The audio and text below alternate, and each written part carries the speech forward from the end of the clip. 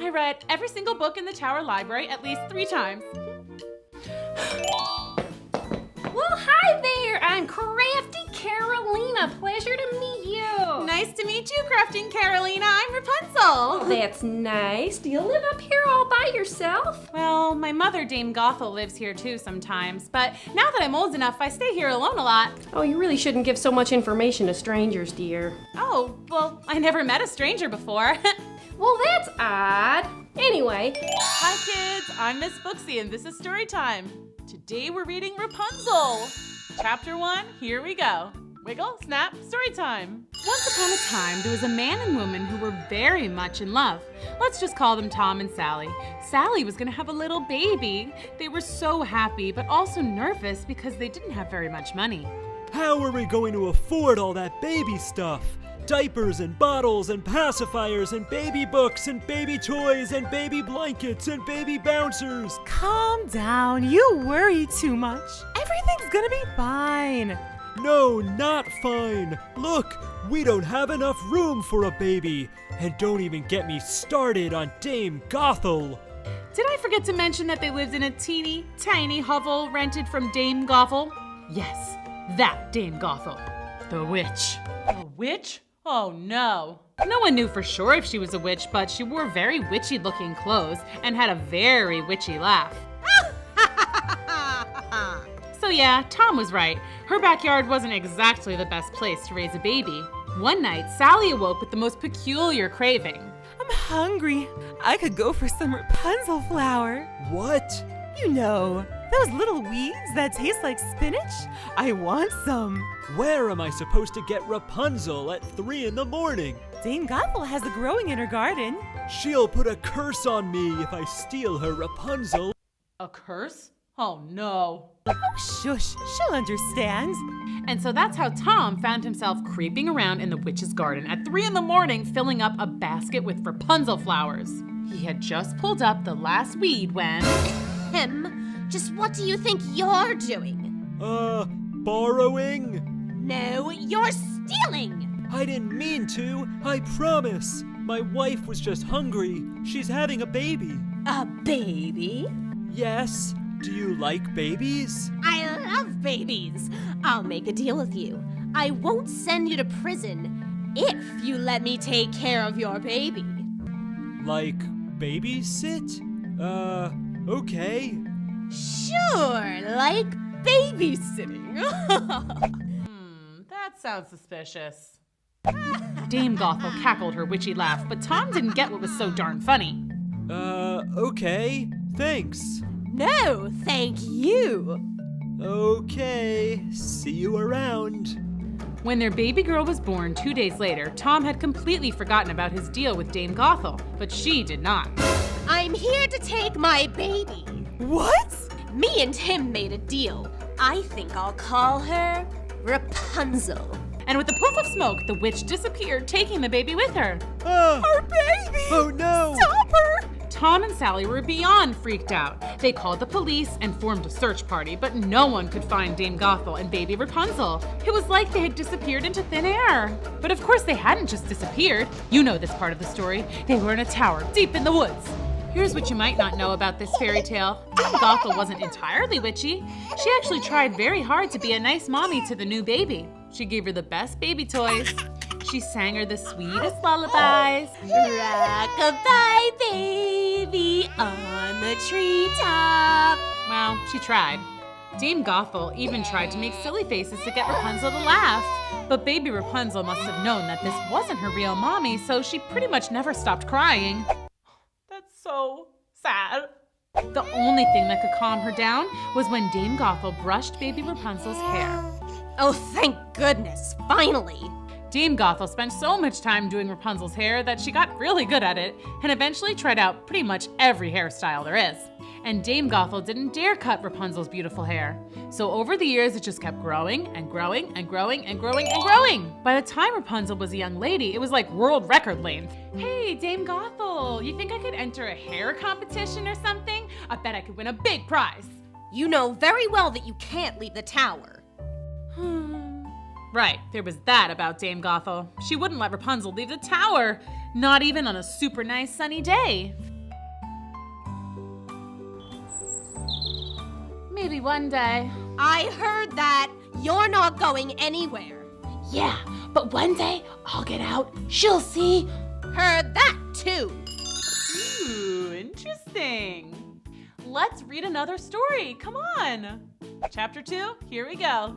Wiggle, snap, story time. Let's talk about what it's like growing up in a tower away from all civilization. It can get pretty lonely and very, very boring. Here are the things Rapunzel did to keep herself entertained all those years. I learned to knit. I read every single book in the tower library at least 3 times. I learned to cook international cuisine. Come on and get it! Spaghetti, taco, sushi. I taught myself different languages. Hola. Aloha. Konnichiwa. Buongiorno. Allo. I learned to dance. Ballet. Tap. Salsa. And hip hop. Wow, this is so fun. I gave myself piano lessons. I counted all my hairs. 1,341, 1,342, 1,343, 1,343. I wrote jokes. What did one wall say to the other wall? I'll meet you at the corner.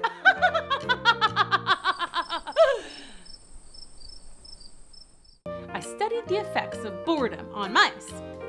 Day 453, Sir Squeakly ignores his cheese. I made jewelry.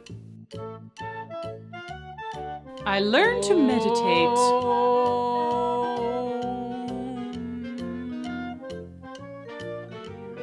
Then one day there was a knock at the door. Huh? Who could that be? Dame Gothel never knocks. Uh-oh, she better watch out. Yoo-hoo! Hello! I'm selling craft boxes. Do you want to buy one? Craft boxes? Yeah, they'll keep you entertained for hours. That sounds awesome! Come on up! Well, hi there. I'm Crafty Carolina. Pleasure to meet you. Nice to meet you, Crafting Carolina. I'm Rapunzel. That's nice. Do you live up here all by yourself? Well, my mother, Dame Gothel, lives here too sometimes, but now that I'm old enough, I stay here alone a lot. Oh, you really shouldn't give so much information to strangers, dear. Oh, well, I never met a stranger before. Well, that's odd. Anyway, may I show you my crafting wares? Check that out. It's crafting box. Cool! I'll take 2. One for me and one for Dame Gothel. Wow, that is so cool. Oh, well, score. All right, I'll sign you up for 2.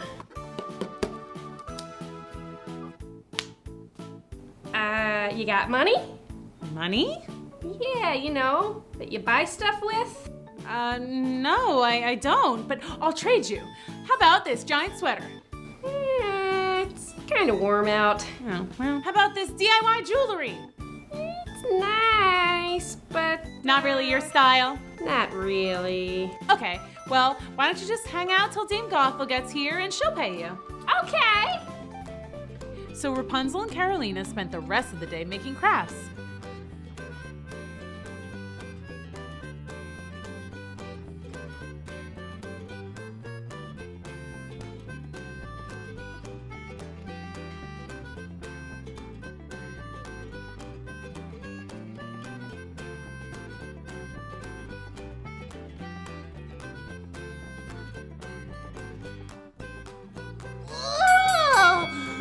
It's those crafting arms. Ooh, this is so exciting. Finally, Dame Gothel arrived, but she was very jealous and didn't want to share Rapunzel with anyone. So she was not exactly happy to find crafty Carolina there. Get out of this tower! But she's nice, and she's selling these super cool craft boxes. This is what I think of craft boxes. Hey, that's not nice. You're next. All right, gotta go. You are so mean. She could have been my very first friend ever. You don't need friends, you have me. Yeah, you're like a great friend. That's it, you're grounded. Grounded? But I'm not allowed to leave anyway. Well, now I'm boarding up the door so no one can ever come here again. But how are you gonna get in? Oh, right. I know. I'll call Rapunzel, Rapunzel, let down your hair. and you'll throw your hair out the window and I'll climb up it. Really? It's a good plan. And so Dame Gothel closed up the tower so that no one could ever visit Rapunzel ever again. Let's go on another adventure. Come on. Chapter 3, here we go. Wiggle, snap, story time. Rapunzel was sad. She had always been alone, so she never knew what it might be like to have a friend. Now that Rapunzel knew, she felt extra lonely. It was taking some serious getting used to pulling Dame Gothel up the tower with her hair. Ow! Ow!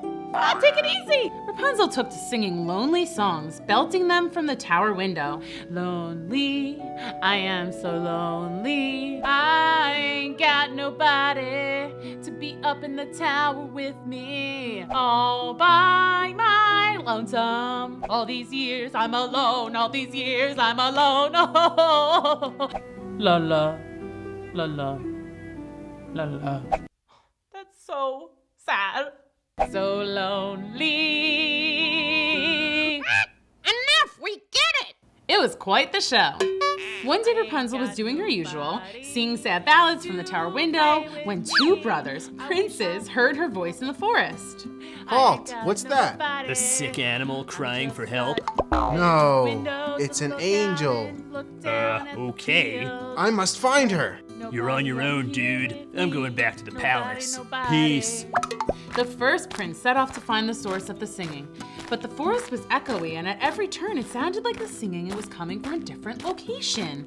It was like he was going in circles. But then, just before nightfall, he found her. She's beautiful. The prince, who was named Prince Edward, by the way, returned every day for a whole month. He would just sit and listen, silently applauding at the end of each song so as to not be noticed. At home, his brother Brad teased him. How's your girlfriend? She's not my girlfriend. You totally like her. Edward has a crush. No, I don't. Whatever, dude. Well, maybe I do. And one day I'll talk to her and we'll fall in love, and then I'll ask her to marry me and be my queen. This got Brad's attention. You see, Prince Edward was next in line to be crowned king, but there was one catch. He had to be married. Prince Brad had always assumed this would never happen and that he would become king. He already had a girlfriend, Princess O'Gree, so marriage would be no problem. Uh-oh, this doesn't sound good. Edward's way too shy. He'll never even talk to the tower girl. I'll marry Ogret before Dad retires, and then I'll be king. The next day, Prince Edward set up his usual spot and listened to the sweet sounds of Rapunzel singing. Are you there? Are you anywhere? Then suddenly, the singing stopped. What? No. Keep singing forever. I wonder who that could be. Rapunzel, Rapunzel, let down your hair. Rapunzel. Is that the name of the lovely songstress? I love it. Then the prince watched in awe as Rapunzel dropped her golden braid down the side of the tower. That little old lady is climbing her hair like a rope. How strange. The prince waited and watched the tower window until again the braid dropped down and Dame Gothel climbed to the ground and hobbled away. Prince Edward waited to be super extra sure Dame Gothel was gone. Then he approached the tower. He cleared his throat and called up in his best witch voice. Rapunzel, Rapunzel, let down your hair. Huh? Again? I wonder what she wants now. Ow! Sorry, I must be heavier than a little old woman. Who are you? I'm Prince Edward. A pleasure to meet you, my lady. A prince? Really? That's so cool.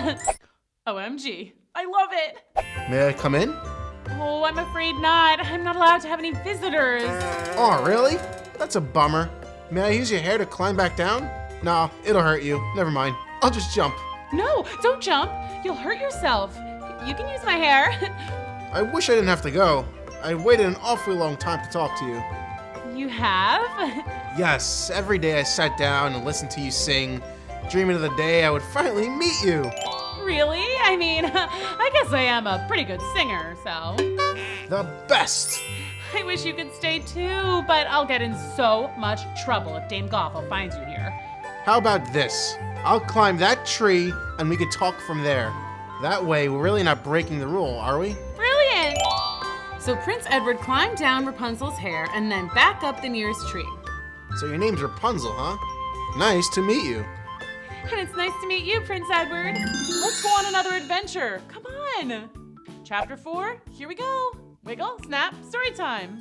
Prince Edward returned every day to the same spot to talk to Rapunzel. They talked about everything under the sun, like, what's it like being a prince? It's pretty cool, I guess. Sometimes the crown makes my head a little itchy. What's it like being locked away in a tower? It's okay, I guess. Sometimes I wish I had a pet, a nice cat or a dog. I've read lots of books about dogs, and they seem super nice. They are. And sang songs together. Boat gently down the stream. Merrily, merrily, merrily, merrily, life is but a dream. They even played catch. Sorry. Okay. Finally, one day the prince realized something major. He was definitely, most assuredly in love with Rapunzel. He couldn't hold it in a second. Oh, so cute. Rapunzel, will you marry me? Good thing for Eddie, Rapunzel felt the same way and said, yes. Awesome. But wait, I can't. I'm not even allowed to talk to you, much less marry you. The prince was stunned. Surely your mom wants you to be happy. Well, What? I don't think she's my real mom. Really? I think she took me from my real parents. I know it sounds crazy, but sometimes I think I can remember my real mom. Well, then that settles it. We're busting you out of here. We'll find your real parents and then we'll be married. Okay, but not now. Dame Gothel will be here any minute. I'll come back for you tomorrow. Rapunzel, Rapunzel, let down your hair. And hurry, my feet hurt. Back at the palace, Prince Edward couldn't contain his excitement. I'm getting married. I'm getting married. But Prince Brad heard Edward's song, and that's not good, kids. Remember, Brad wanted to be king, and their dad was retiring his crown in just 1 month. If Edward marries that girl, then he gets to be king. I have to stop this. That's so not cool. Prince Brad jumped on his horse and rushed to the tower. He arrived just in time to see Dame Gothel climbing down Rapunzel's hair. That must be your mother. I'll just have a little chat with her. Excuse me, ma'am. What do you want? Pardon me, but I thought you might like to know that a rapscallion of the lowliest order is plotting to abscond with your fair daughter. A what is doing what now? A bad guy's gonna take your daughter. What? Never. Wait, how do you know? Prince Brad told her everything, including the fact that Rapunzel had been meeting with Edward every day for months. Dame Gothel was livid. That means very, very, very, very, very angry. Rapunzel, Rapunzel, let down your hair. What's wrong? You know what's wrong. You were planning to leave me after everything I'd done for you. Well, don't be mad. I just want to marry the prince. Is that so bad? If you want to go, then go. But first, I'm cutting your hair. What? No! Why? I love my hair! But there was no arguing with Dame Gothel. She cut off Rapunzel's long locks and kicked her out into the cold, dark night. Wow, that is so mean. Rapunzel wandered the forest, hoping that somehow she would find Prince Edward, but she had never left the tower in her life. She didn't know where to go. Eventually, she found a hollow in a tree and curled up inside to sleep. I guess this is kind of like my tower. The next day, Prince Edward awoke, eager to see Rapunzel. He sang his song again. I'm getting married. I'm getting married. He sang and whistled all the way to the tower. Rapunzel, Rapunzel, let that hair down. I'm coming up. The braid dropped and he climbed up. We're getting married. We're getting married. Ah! You were coming to take my Rapunzel, weren't you? Where is she? She's gone. You're my prisoner now. And just to be sure you don't get out, I'm tying you up. Dame Gothel left the prince tied and locked up in the tower. Earlier, it had been the happiest day of his life. Now it was the saddest. Back in the forest, Rapunzel was desperately trying to find her way back to the tower. Edward will be getting to the tower any minute now. If I can just find my way back, we can run away together. But it was no use. Rapunzel's sense of direction was limited to going in circles in the tower. Edward! Edward! She didn't know where she was going or what she was doing, but she was not going to give up. Edward! Meanwhile, in the tower, Prince Edward was calling out for her too. Rapunzel! Edward! Rapunzel! Edward! You get the idea. Oh no! Let's go on another adventure. Come on. Chapter 5. Here we go. Wiggle, snap, story time. Poor Rapunzel had been wandering the forest for days. She had learned to survive by watching animals. First, the squirrels. Okay. They eat the little nut thingies that fall off the tree. Okay. Ugh, nope. Then she looked to the birds. Hey, haven't you heard of sharing? Finally, she saw a deer munching on an apple. I can do that. Delicious. The apples gave her new energy, and she set off again, determined to find Prince Edward. She walked and walked and walked and walked. And then, rather suddenly, she found herself in a whole new world. People! Ooh, this is so exciting. Hey, people! It's nice to meet you. Cheese Emporium. Wow, so much cheese. Tommy's Toys and Trinkets. Awesome. Betty Baldy's Beauty Parlor. Hey, maybe she can fix my hair. Hi, are you Betty Baldy? Sure am. Hi, so my mother, well, I don't know if she's really my mother. Long story. But anyway, this woman cut my hair off and I was hoping that you could do something with it. Well, sure, honey. Sit down. Let me fix you up. The side pony. Pigtails. Beehive. How's that? Love it! That looks so beautiful. You got a big date or something? Well, I'm supposed to marry this prince, but now I can't find him anywhere. It's like he disappeared. Oh, story of my life, honey. Well, thanks a lot. Gotta go.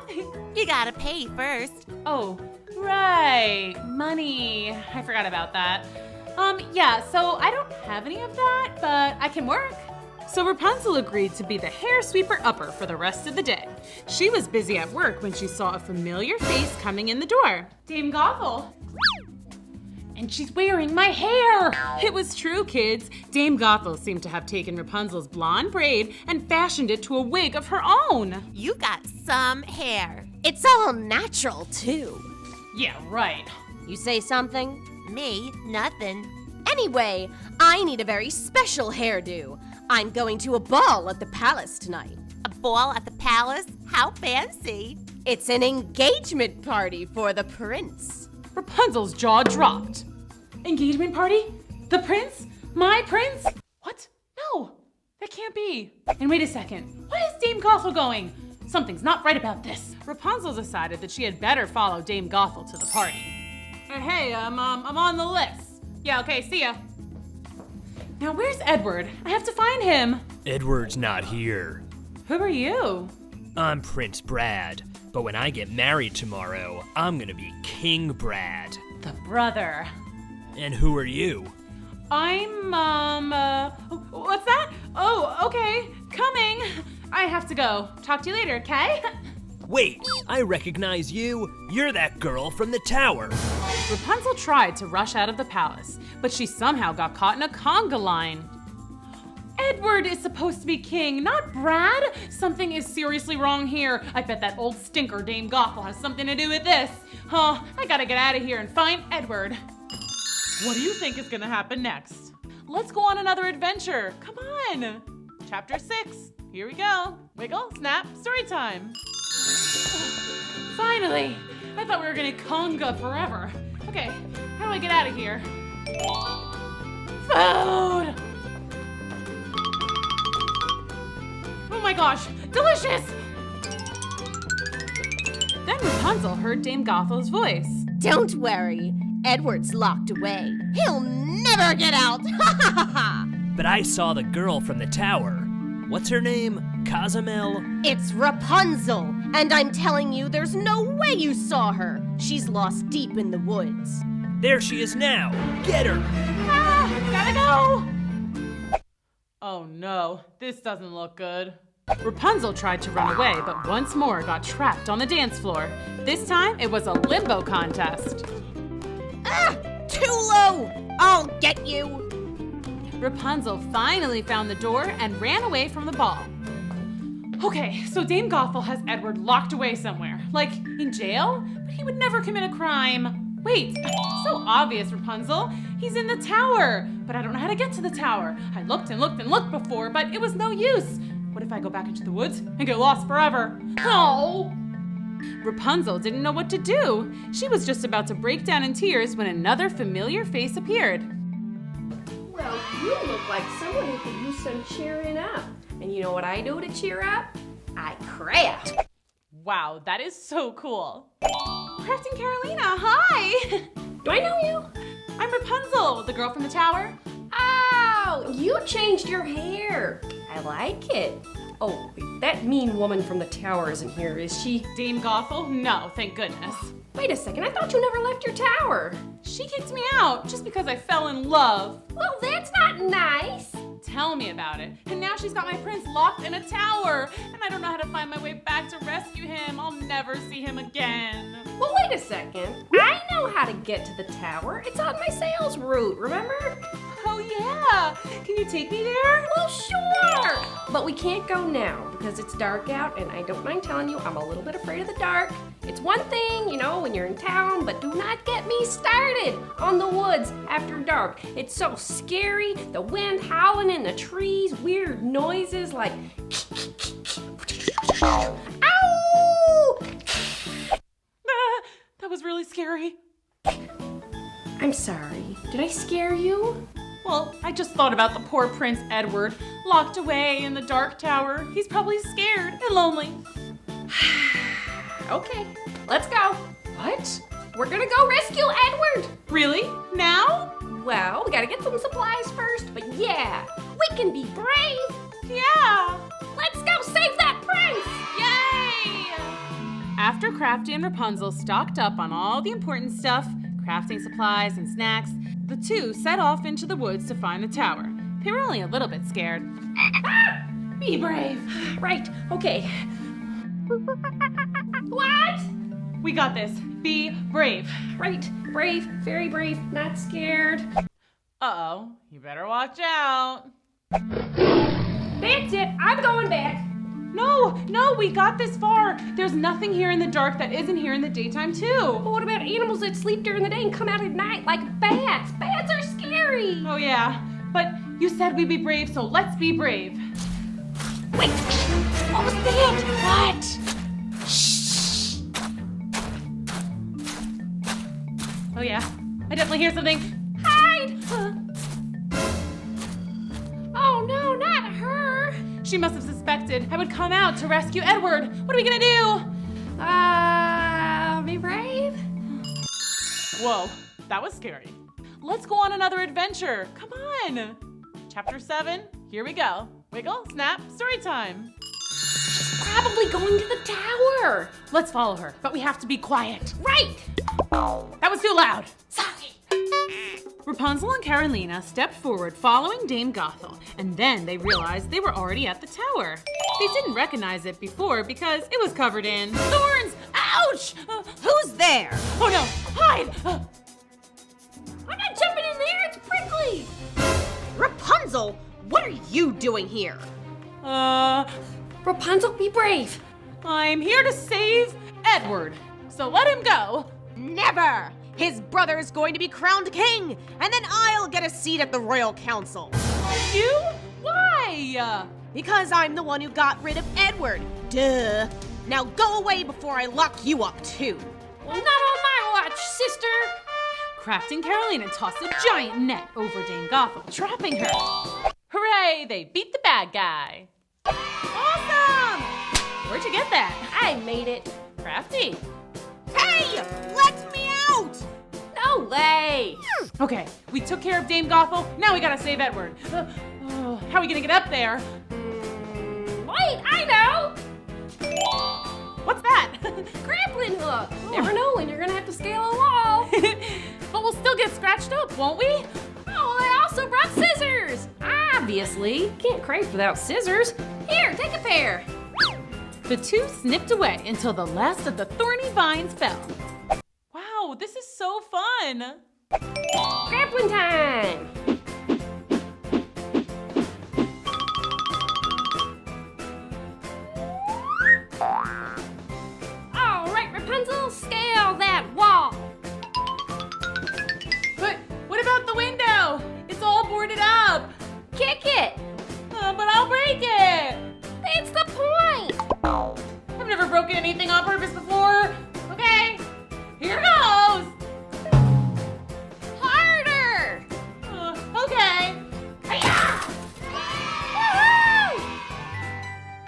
Edward!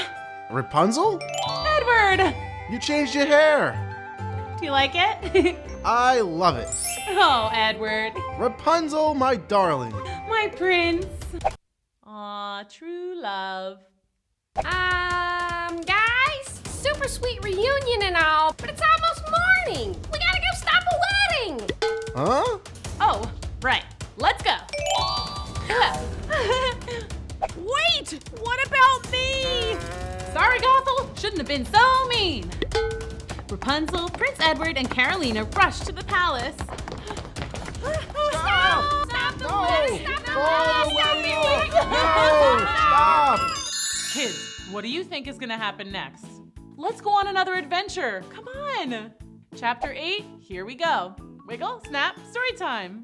No! Call the wedding off! No! Stop! We found Edward, look! Edward? My son! Dad! Hi! I missed you! Sorry to interrupt a nice moment again, but we gotta stop this wedding! What? Stop the wedding! What did she say? Stop the wedding! You're too late. I'm king now. No! Well, this stinks. Tell me about it. After everything we've been through, first I was locked away in the tower, like my whole life. Then Dame Gothel kicks me out, and I wander around lost in the woods for days. And then poor Edward gets locked away in the tower, scared and all alone. Finally, we heroically rescue him, but then bad guy Brad gets to be king anyway. It's not fair. Ooh, this is so exciting. What's this? Edward locked in a tower? Yeah, isn't that awful? Brad, Edward's own brother, plotted with evil Dame Gothel to lock him up in a tower so that he couldn't marry me. She's lying. Oh, no, I am not. And of course, Dame Gothel went along with it because she's just jealous and she's just plain mean. She is lying, I tell ya. Guards, arrest her. Not so fast. I'm still wearing the crown here, and I have some questions. Ugh, fine. Now, young lady, did I hear correctly? Did you say you were supposed to marry my son? Yes, sir. That was the plan, Your Majesty. And you rescued him from a tower? Yes, he was tied up and left all alone. So I climbed up and busted him out. I helped. True. And Bradley, you knew Edward was locked in a tower this whole time? Daddy, I'm telling you, they're making this all up. I would never hurt my own brother. It was all that lady, Dame Gothel. And where is this Dame Gothel? We captured her in a big net. I made it out of yarn. Yeah, it was pretty cool. Well, I've heard enough. Guards, go get this Gothel and take Brad to his room. He's grounded indefinitely. Oh, that means forever. Yay, I'm so happy. No, I'm the king. I'm the king. And as for you, Yes? thank you for rescuing my son. You're very welcome. Do we get to be married now? Yeah, can we, Dad? Can we? Well, we were all set up for a party. What do you say, everyone? How about a royal wedding? Yay! And are there no objections this time? Excuse me. So sorry to interrupt. Do you object to this union? No, sorry. Did you say Dame Gothel locked you in a tower? Yes, you know her? She's the worst, right? What's wrong? Rapunzel? Yeah? Who are you? I think those might be your real parents. No way. Are you serious? Mom? Dad? Rapunzel! Aw, that's so sweet. She has my eyes. She has my hair. Well, it used to be blonde and super long, but that's another story for another time. Well, this is turning out to be a very happy ending. Yeah, now let's have a wedding. Yay! Sorry. I always cry at weddings. I can't help it. And so the two lovebirds were finally married, and Rapunzel's long-lost parents were there to celebrate with them. It was the happiest of days, just like a fairy tale, don't you think? That was such a great ending. Thanks for coming to Storytime. See you next time. Bye! Maybe we can go look for the Good Witch of the North. Maybe she'll help us. But when Dorothy and her friends left the Emerald City, they were in for a surprise. Oh, Dorothy! The Wicked Witch of the West! Run! But the Wicked Witch was too fast for them. Her flying monkeys swooped in and snatched up the whole gang. Take that scarecrow and scatter his straw around until he's just a pile of clothes. And put that Tin Man in the recycling bin. Put the lion in a cage and sell him to the zoo. What about her? Take Dorothy to my castle. I'll take care of her. Now fly, monkeys, fly! Hi kids, I'm Miss Booksy and this is Storytime. Today we're reading The Wizard of Oz. Chapter 1, here we go. Wiggle, snap, Storytime. Hi!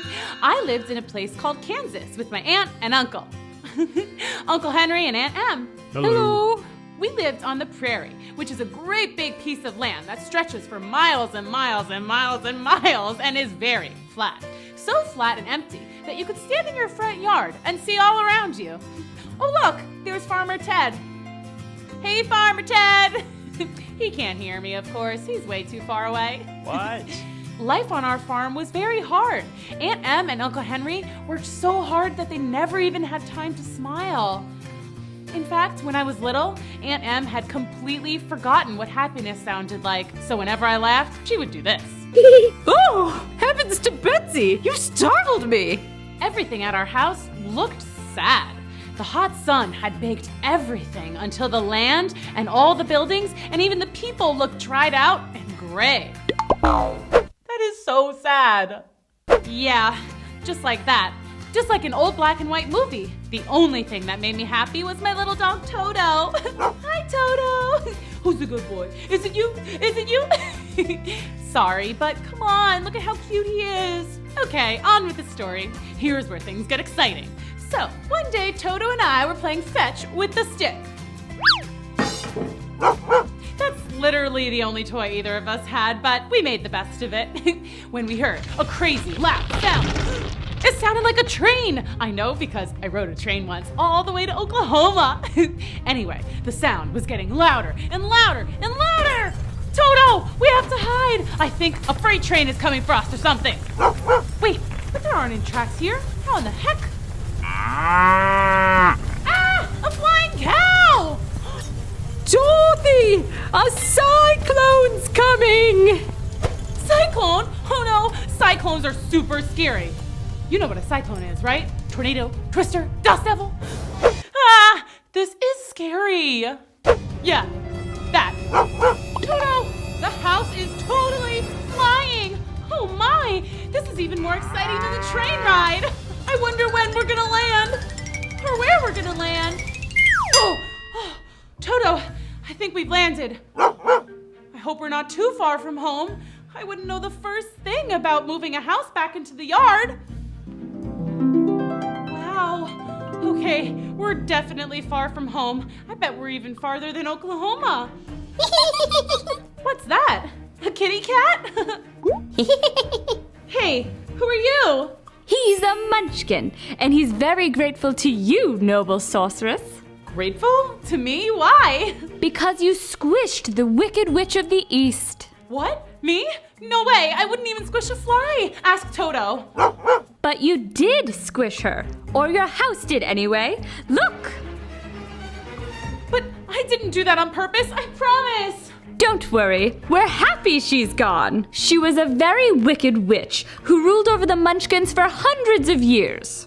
Really? Yes, she was wicked. She was awful. She was the worst. Are you a munchkin? No, dear, I'm the Witch of the North.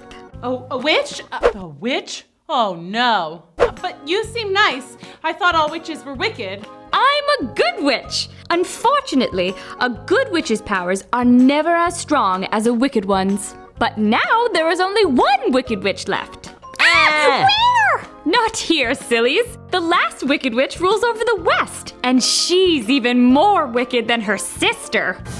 Hey, she's gone. Did she come back to life? Oh no, zombie witches must be the absolute worst. No. See, when a witch is defeated, she disappears. Poof, like magic. Hooray! The Munchkins love magic. Oh yeah? Well, check this out. Ah! Oh, I'm sorry. It was only a trick. I thought you liked magic tricks. Magic's supposed to be nice. That was scary! Sheesh, tough crowd. I probably ought to get back to Kansas. Are you the Good Witch of Kansas? Me? No, there are no witches in Kansas. But you did fly here. Oh, no, that was just my house. My house did the flying, but I can't fly. I promise I'm not a witch. So anyway, how do I get back? Is there a train or something? Nope. Guess you'll just have to stay. Yay! You can be our queen! All hail, Queen. What's your name? Dorothy? All hail, Queen Dorothy! Hooray! Hurrah! What do you think is gonna happen next? Let's go on another adventure. Come on. Chapter 2, here we go. Wiggle, snap, story time. The Munchkins cheered and celebrated their new queen. All hail the Queen Dorothy! Our queen! But Dorothy didn't want to be queen. She just wanted to go home. I don't want to live in... Wait, what is this place called? Oz, dear. You are in the land of Oz. Why are you sad? Your house is right here. Yes, but it's not in the right place. And I'm sure Uncle Henry and Aunt Em must be so confused. They've never had their whole house just disappear like this. Let us cheer you up! Quick, someone tell a joke! Why didn't the Wicked Witch of the East cross the road? Why? Because you squished her with your house. What? Too soon? Okay, that's pretty good, but how about this one? I just flew in from Kansas, and boy, my house is tired. That was so funny. Okay. Anyway, so we were talking about how I might get home. Can't go to the south. It's a great big desert where no one could survive. Except for the quadlings, but they eat sand and drink sunshine. Weird. Next. And you can't go east because there are big mountains with giant birds and whoppangs. Don't know what that is, but it sounds scary. Next. And you could try and go west, but that's where the other Wicked Witch lives, and she is seriously wicked. No thanks. Guys, what am I gonna do? Well, you could go center. Go center? Yes, go straight to the center of Oz, to the city of emeralds. That's where the wizard lives. He can help you get home. The wizard? Is he wicked? Oh, not at all. He's very wise. Well, how do I get to the center? To get to the city of emeralds, one must follow the road of yellow bricks. Road of yellow bricks? That road right there. Will it be dangerous? I will bless you with as much good magic as I can, but you must be careful. Good luck, Dorothy! I'm too tired and hungry to start my journey now. May I stay here a night, Munchkins? Of course you can, Queen Dorothy. The Munchkins were so excited to have Dorothy stay with them, even if it were only for one night. They prepared a feast of beautiful fruits that Dorothy had never seen, and lots of tiny cakes filled with candy and ice cream. Delicious! We want you to have these, Queen Dorothy. Me? Really? Well, you are the one who defeated the Wicked Witch, and they're also way too big for our Munchkin feet. They're really beautiful. And legend says they're magic. Maybe they'll protect you on your journey to the Emerald City. Yay! Magic to the rescue! Well, they are super comfy, and they do match my dress. Okay, I'll take them. The next morning, Dorothy and Toto said goodbye to the Munchkins and began their trip down the yellow brick road when they passed a farm where something odd caught Dorothy's eye. Toto, look at that scarecrow. He almost looks like a real man, doesn't he? Did you just wink? Maybe. You can talk? I've never seen a talking scarecrow. Well, how do you do, Mr. Scarecrow? Not very well. Oh, no? A lot of crows here. It's not that. I'm just very uncomfortable up here. I mean, I got a pole stuck in my back. But all scarecrows do. Well, trust me, it's terrible. I wouldn't wish it on my worst enemy. Who's that? The Munchkin who put you up there? No, the crows. Ugh, get out of here. Oh, right. Well, why don't you just get down from there? That would be amazing. Why didn't I think of that? Oh, wait, I know. It's because I don't have a brain. You don't? Nope, nothing but straw between my ears. That's too bad. I really like having a brain. At least I think I do. But it's my brain that makes me think that. I don't get it. Sorry, I'll help you down. Huzzah! So, what's your name? Oh, how impolite of me. I'm Dorothy from Kansas. I'm on my way to see the Wizard of Oz. The Wizard! I bet he has brains. Yes, and he's gonna help me get back home. Hey, maybe he could give you some brains. Why didn't I think of that? The whole brain thing. Oh right, the brain thing. See, it's really annoying. Well, it's settled. You'll come with me to the Emerald City, and the wizard will help me get to Kansas, and he'll give you a brain. Huzzah! And off they went to see the wonderful Wizard of Oz. What do you think is gonna happen next? Let's go on another adventure. Come on. Chapter 3, here we go. Wiggle, snap, story time. There they are, Dorothy, Toto, and the Scarecrow traveling the yellow brick road. They walked for miles and miles, and finally, phew, I'm pooped. Let's just sit down and rest for a while. Okay. Wait, why? Because I'm tired and hungry. That means I need to eat something? I'm never hungry, and that's a good thing because my mouth is only painted on. If I cut a hole there, all my straw would fall out. Then you'd have a very funny shaped head. It's true. Dorothy, can you tell me more about Kansas? Sure. I live there with my Aunt Em and Uncle Henry and Toto, of course. It's very quiet, except for when there's a cyclone and everything is all gray. Not beautiful and colorful like here. Well, why do you want to go back if it's so nice here? Because Kansas is my home, and there's no place like home. Oh, so cute. Then why did you come here in the first place? I didn't mean to. My house just landed here after a storm. Long story. And then, yada yada, I squished the Wicked Witch of the East, and now I have her shoes. Do you like them? They are very pretty. But wait, did you say you squished the Wicked Witch of the East? Yes, but not on purpose. The Munchkins were very happy. I'm their queen now. Wow! But enough about me. Tell me your story. Me? I don't know anything. I was only made 1 day ago. Ooh, tell me about that. Okay. I was made by a farmer. First, he made my head and he painted on ears. Then I could hear. Next, I had eyes and I could see. Then the farmer painted on a nose. I could smell corn and crows. Yikes, crows. Luckily, I couldn't scream because I didn't have a mouth yet, so the farmer didn't know that I was afraid of the crows. Imagine a scarecrow scared of crows. Not good. When the farmer finished putting me all together, he stuck me up on a stick in the middle of the field. I didn't like being left alone with all those crows, so I tried to run, but it was no use. I was stuck. The crows all laughed at me and pecked my head and ate up all the farmer's corn right in front of me. They were so mean. That's so sad. Well, except for one very old crow.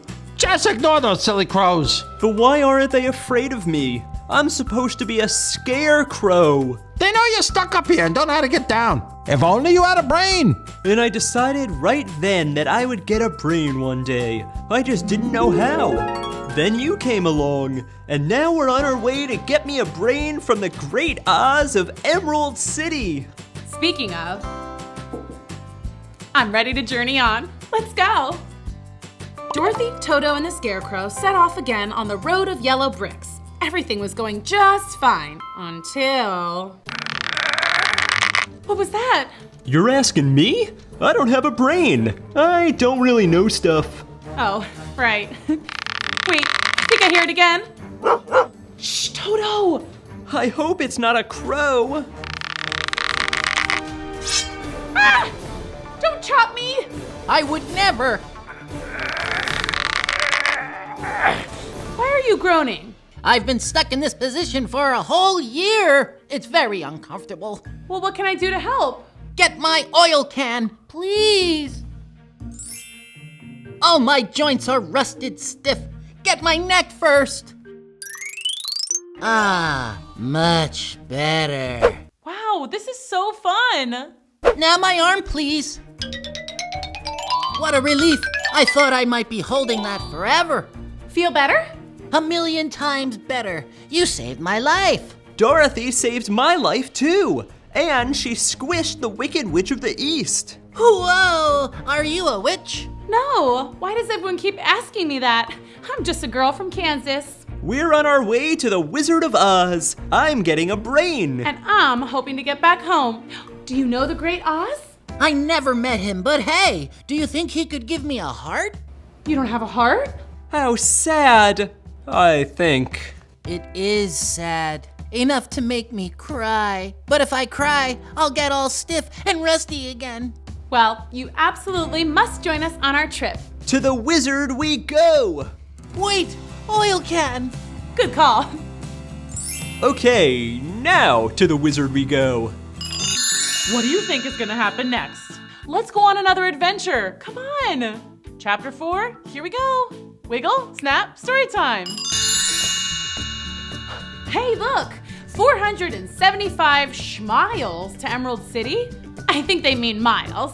No, distance is measured in schmiles in Oz. How long are they? I don't know. Neither do I. But maybe that's because we don't have brains. You don't have a brain either? Nope. I used to have both. And believe me, the heart is more important. Why is that? The heart is the way to love. Love is happiness. And happiness is the best thing in the world. Well, how did you lose your heart in the first place? It's a long story. We like stories. Okay.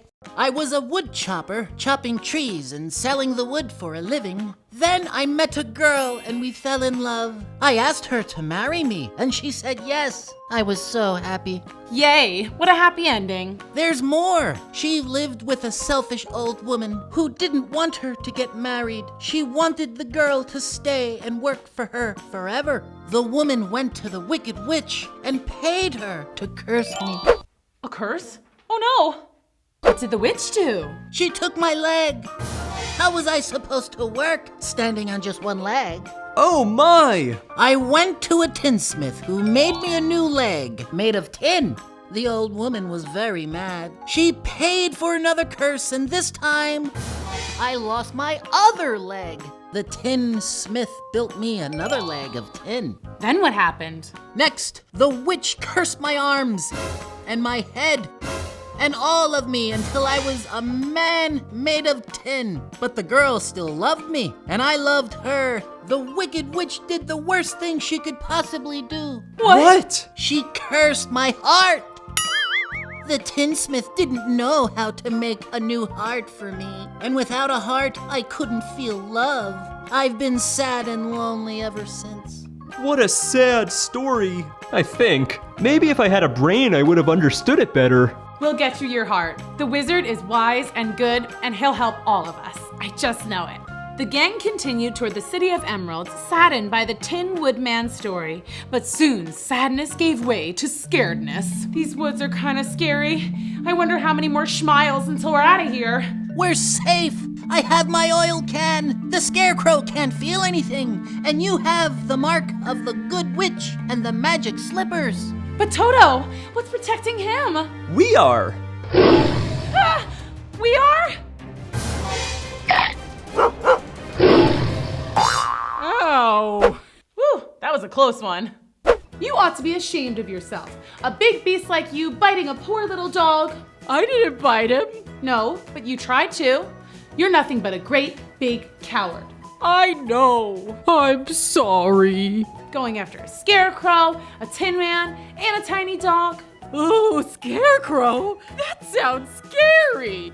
See, I'm the most cowardly coward who ever lived. It's okay to be scared sometimes, but you can't go around picking on smaller things just so you can feel brave. Where'd you get your courage? I don't know. I guess I've just naturally been tough. I wish I was tough. I've always been afraid of everything. Bears, spiders, kittens. Kittens? Who's afraid of kittens? Mice are, but I'm afraid of mice too. Hi, vey. Let's go, guys. Wait, You're just gonna leave me here? Out in these scary woods all by myself? Let me come with you. I'll protect you. Oh, you will you? I'm really sorry I scared you. It was a silly old thing to do, I know. I just wanted to look fearless. Oh, please tell Toto I'm sorry too. Wait, we're going to see the Wizard of Oz. I'm going to get a brain. And I'm getting a heart. Maybe the wizard could give you courage? Is the wizard very scary? Wait, never mind. I don't even care. I'll go ask the Wizard of Oz for courage. See, you're already a little braver. What are you asking the wizard for? I just want to go home to Kansas. Is Kansas a scary place? Wait, don't tell me. I don't want to know. Then let's go find that wizard. What do you think is going to happen next? Let's go on another adventure. Come on. Chapter 5. Here we go. Wiggle, snap, story time. Dorothy, the Scarecrow, the Tin Man, the Lion, and Toto were officially off to see the wizard. The Scarecrow would ask for brains, the Tin Man for a heart, and the Lion would get some courage. That is, if he could work up the nerve to ask. And of course, Dorothy and Toto would ask the good wizard to get back home to Kansas. All they had to do was follow the road of yellow bricks. Uh-oh. Now, why wouldn't they build a yellow brick bridge as well? It doesn't look so far. I could probably jump across. Well, look who's being brave. I'd be way too scared to cross. Now, why'd you have to go and say that? For a second, I forgot I was a fraidy cat. You can do it. Don't be scared. Yeah? Yeah. Okay. But you're gonna have to carry each of us across one at a time. You mean I have to do it more than once? Take me first. I'm made of straw, so if you drop me, I won't be hurt. All you have to do is stuff me back together. Good thinking. And I don't even have a brain. And me with no courage. What a team. Here we go. Wow, this is so fun. Woohoo! You did it! I knew you could.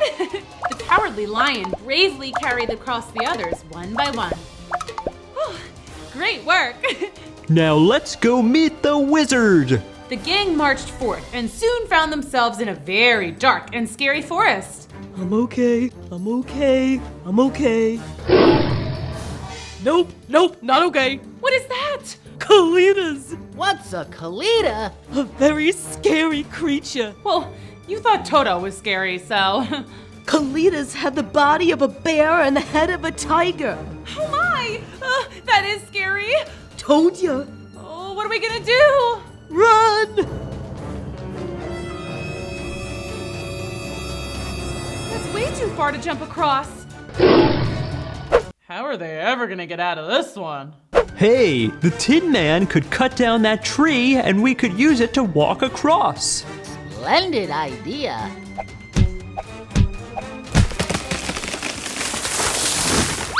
Okay, steady now. The Kalitas are coming. Yay, we all made it. Kalitas! Ah! I've got it. Tin Man, chop this side of the tree.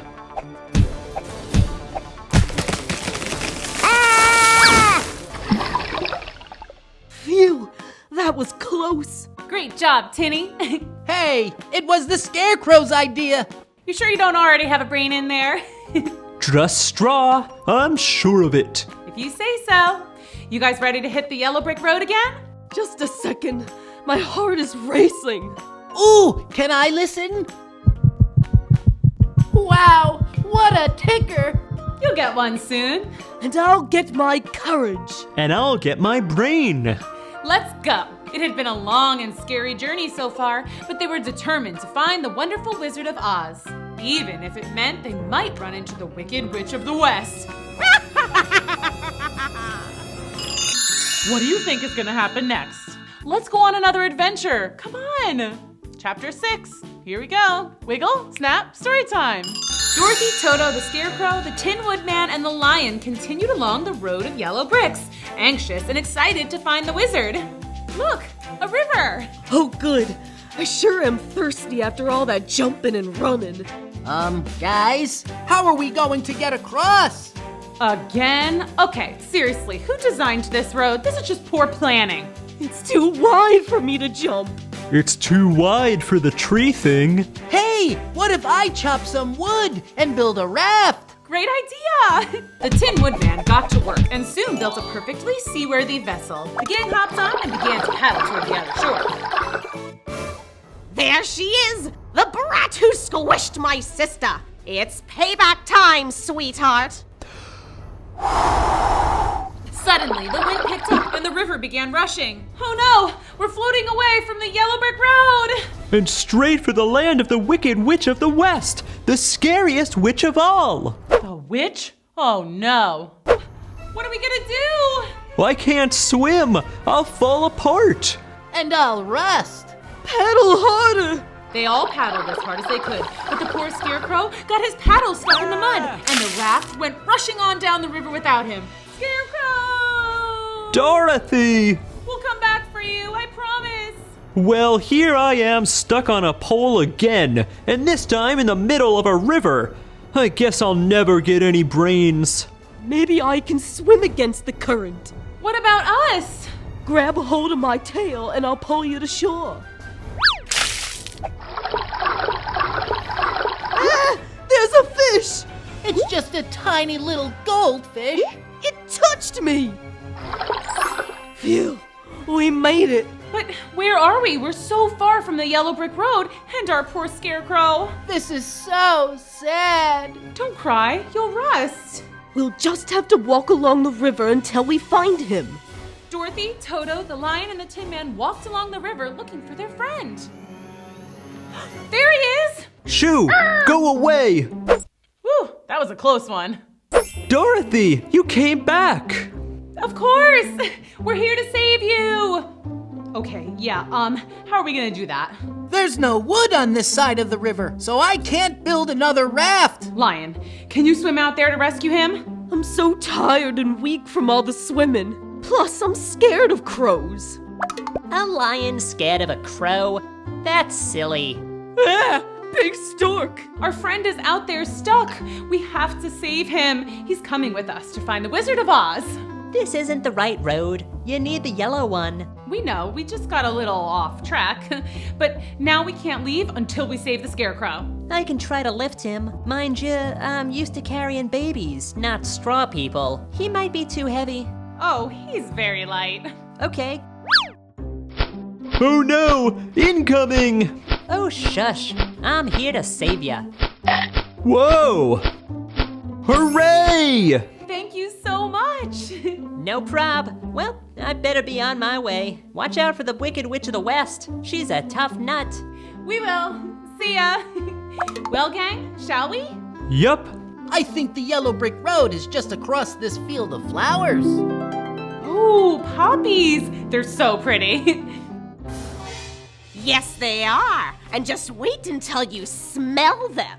The Wicked Witch of the West knew these poppies gave off a very powerful scent, one that would make even the largest beasts fall into a never-ending sleep. When you're asleep, I'll take back those sapphire slippers, and then you'll be powerless. I'm getting sleepy. Oh, me too. Sweet dreams. What do you think is gonna happen next? Let's go on another adventure. Come on.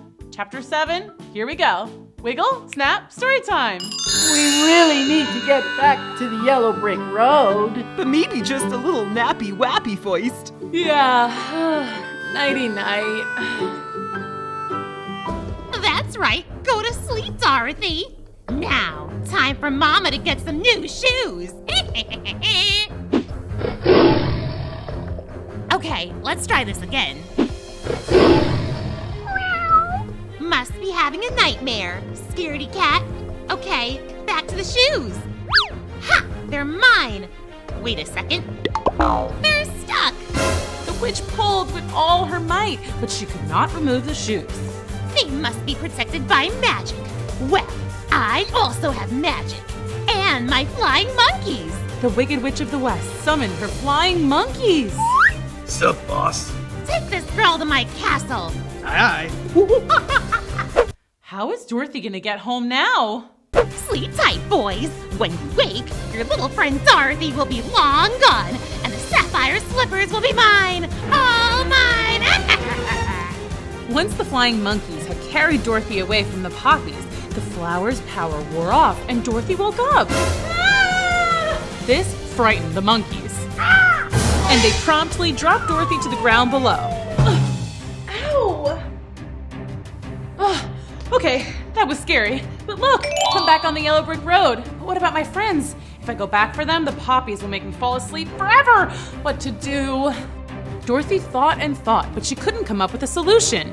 Until... Wait a second. These shoes are supposed to be magical, and the good witch supposedly blessed me with some kind of magic. I must be able to do something. Dorothy tried to get her magic shoes to come up with something magic. She tapped them together. She tried doing a dance routine. She tried saying some magic-sounding words. Ta-da! Abracadabra! Kazam! But nothing seemed to work. It's useless. What is? Who said that? I did, down here.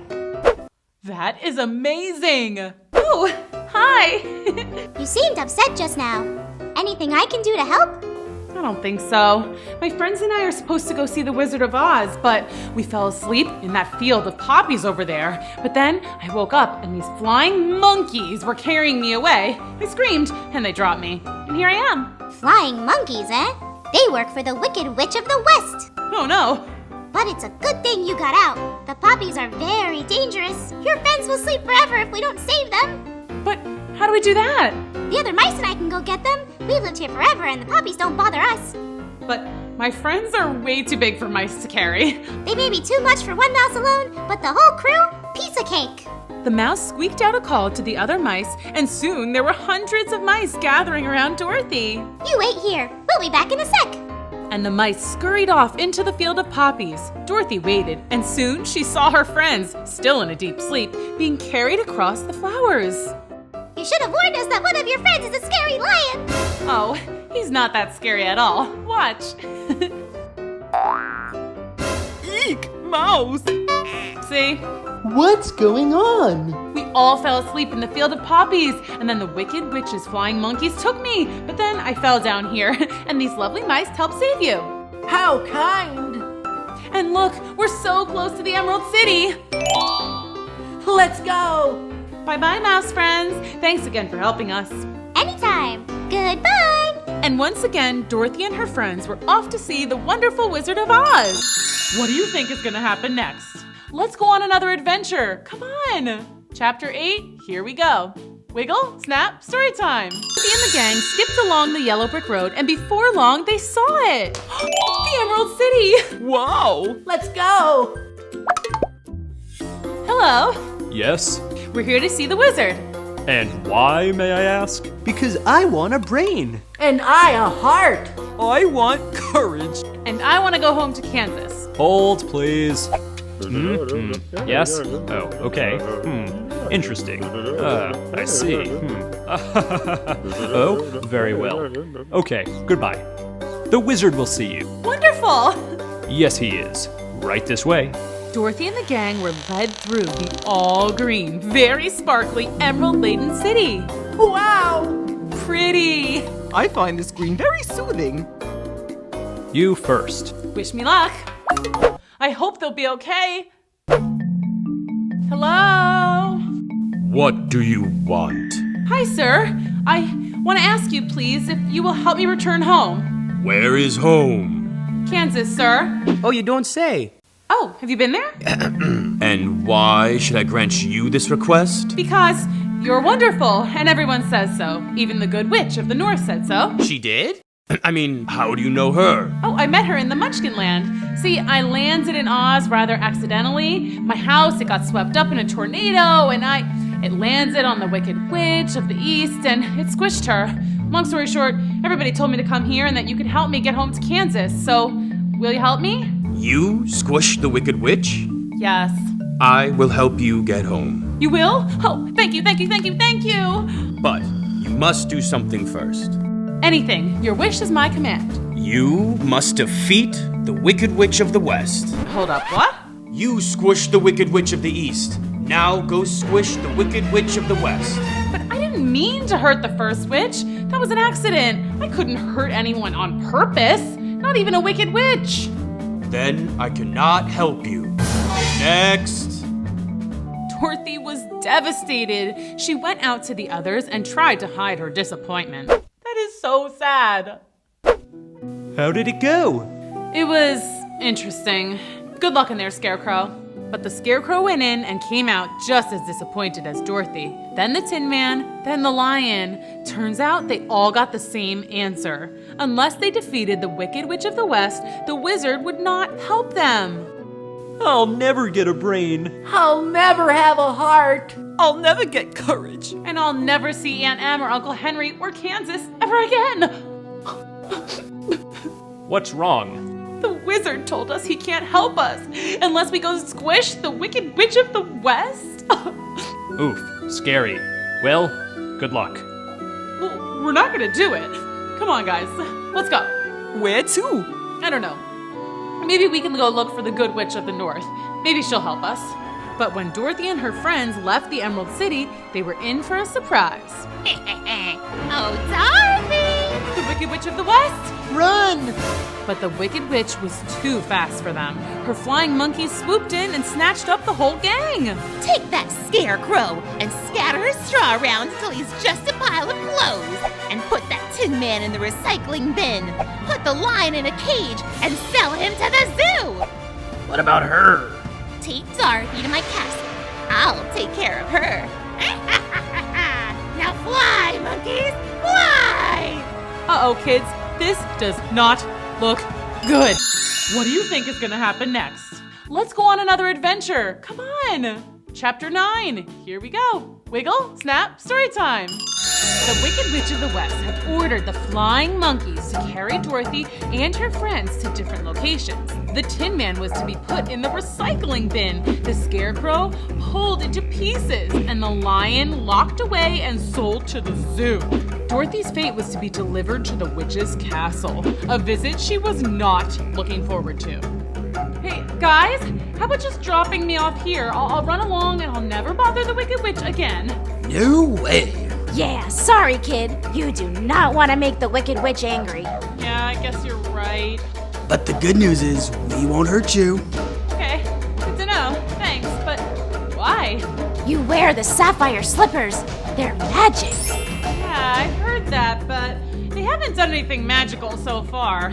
Well, you better watch out. The witch is definitely gonna try to take those. The witch? Oh no. The flying monkeys were right. The Wicked Witch of the West wanted nothing more than to get those sapphire slippers from Dorothy. When she arrived at the witch's castle, Dorothy was forced to do chores. And all the while, the witch watched, just waiting to take the shoes. Gotta get those shoes. Don't you want to change before you sweep up all that garbage? You'll get your shoes dirty. I'm okay, thanks. Oh, that floor is going to get slippery. Don't you think you should wear some less slippery shoes? Get it? 'Cause they're slippers? But seriously, give me the shoes! I got it. Good one. But no, I'm okay in these shoes. Geez, she really wants these shoes. And why is this castle so dirty? Ew. The witch waited and waited, but the only time Dorothy ever removed her slippers was when she took a bath. But the Wicked Witch was dreadfully afraid of water, so she never dare tried to steal them during bath time. I guess I'll just have to wait a little longer. Drat! Then one day, the witch's wait was finally over. How are they ever gonna get out of this one? Dorothy was dusting a super high shelf when one of her slippers slipped right off. I got it! It's mine! It's mine! Now give me the other one! Gimme! No, you gimme! You're powerless with only one shoe! So are you. Give it! No! Come on! Stop it! Ah! Now look what you've done! What's another mess? You make me clean all day anyway. Not that! I'm melting! Say what now? I'm melting! You melted me! You knew I couldn't touch water! I thought you were just afraid of it. Now you've destroyed me just like you destroyed my sister! You're a terrible girl! You're a bad, no good, stinking... But the witch melted before she could get out the last insult. Oh, I guess that's why she hated water. Who would have thunk it? Suddenly, Dorothy heard a familiar sound. It was a clanking of metal, a kind of swooshing sound, followed by a ferocious roar. Hey guys, how did you get here? I thought I'd never see you again. Wow, this is so fun. No time to explain now. We have to rescue you from the Wicked Witch. Come on! Thanks, but it's all good. She melted. Huh? I'll explain later too. Let's go see the wizard. Oh yeah, now he'll grant our wishes. Hooray! The gang set out on their journey back to the Emerald City.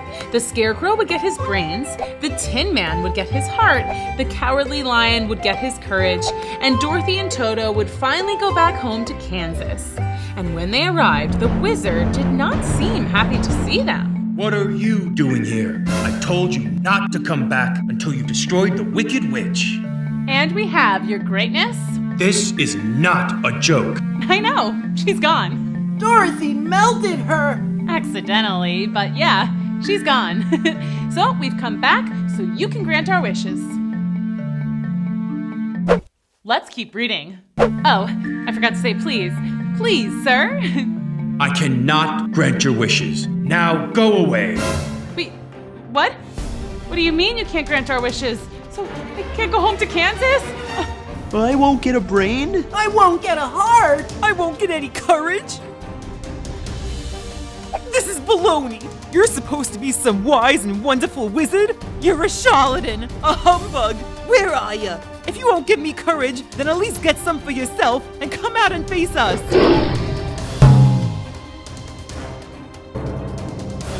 Who are you? The wizard? What do you think is gonna happen next? Let's go on another adventure. Come on! Chapter 10, here we go. Wiggle, snap, story time. So you're the mighty and wonderful Wizard of Oz? Well, I'm actually from Omaha, Nebraska. See, I landed here accidentally some years ago, and I somehow convinced everyone that I was a wizard, and, well, here we are. So, you're not a wizard. So, you don't have any power. No, not at all. Then we came all this way and did all of this for nothing? But you did destroy the Wicked Witch. That's a pretty big deal. How did you do it? Dorothy and the gang explained how it all went down. First, of course, they had been captured by the flying monkeys. The Scarecrow had been pulled apart and scattered in a field.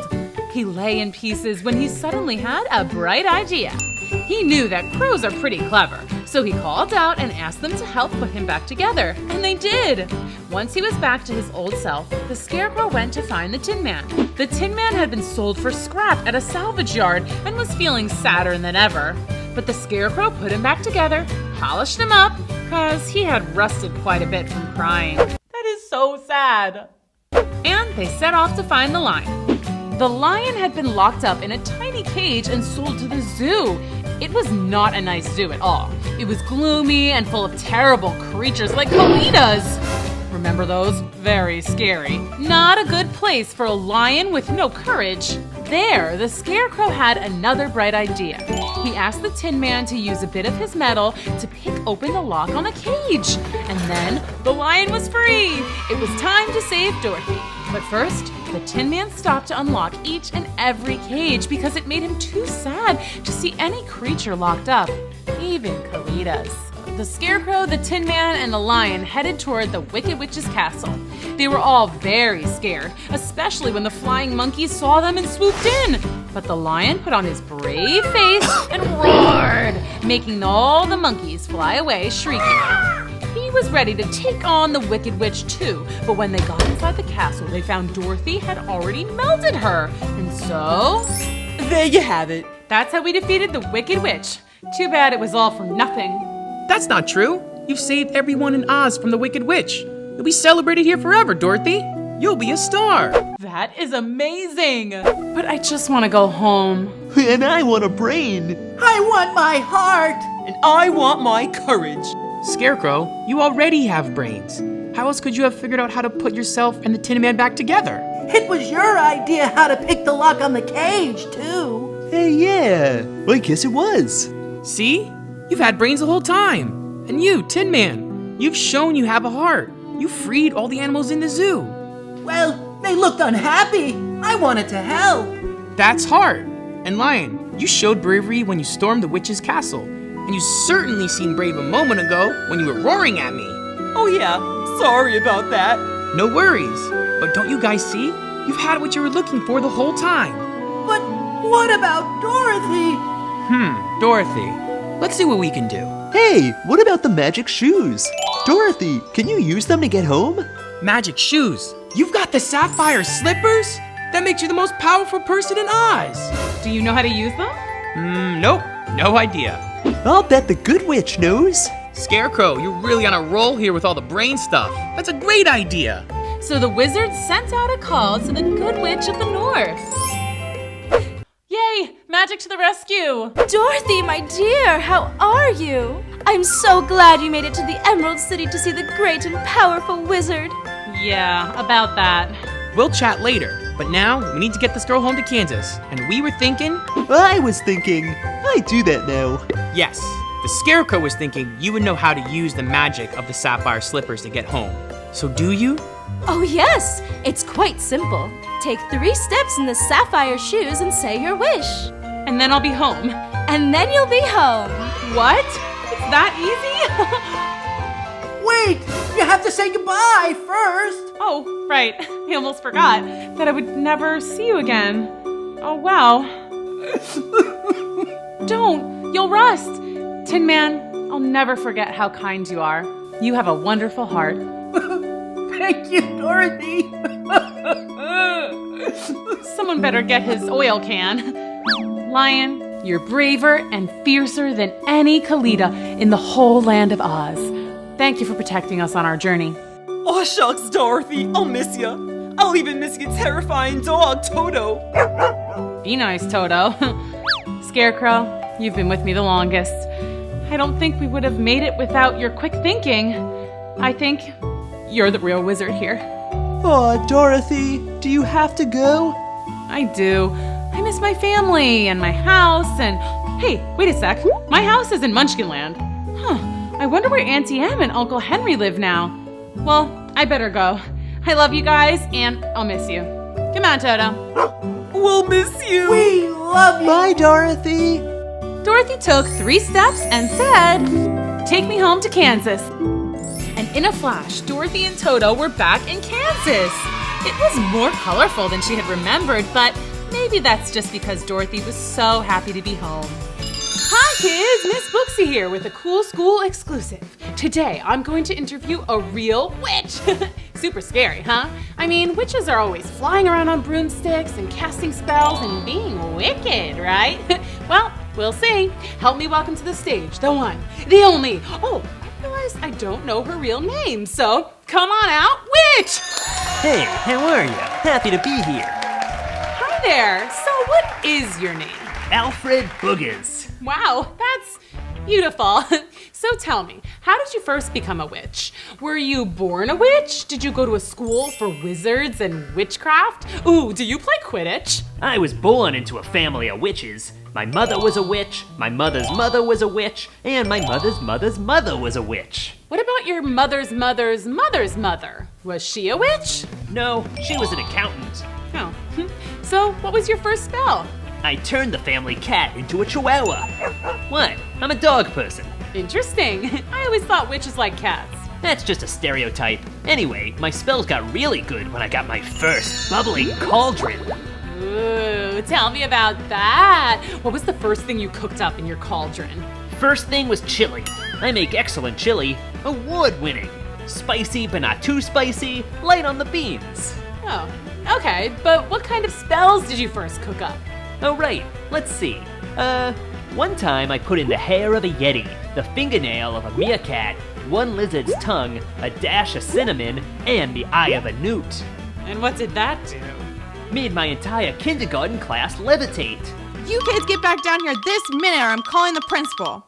That sounds fun. Want me to levitate you? Are you serious? Yes, please. Do you have a bubbling cauldron? I have a crock pot. It's okay. I can just use my wand. Abracadabra! Oh, this is so cool! Oh, hey, you have some schmutz on your hat.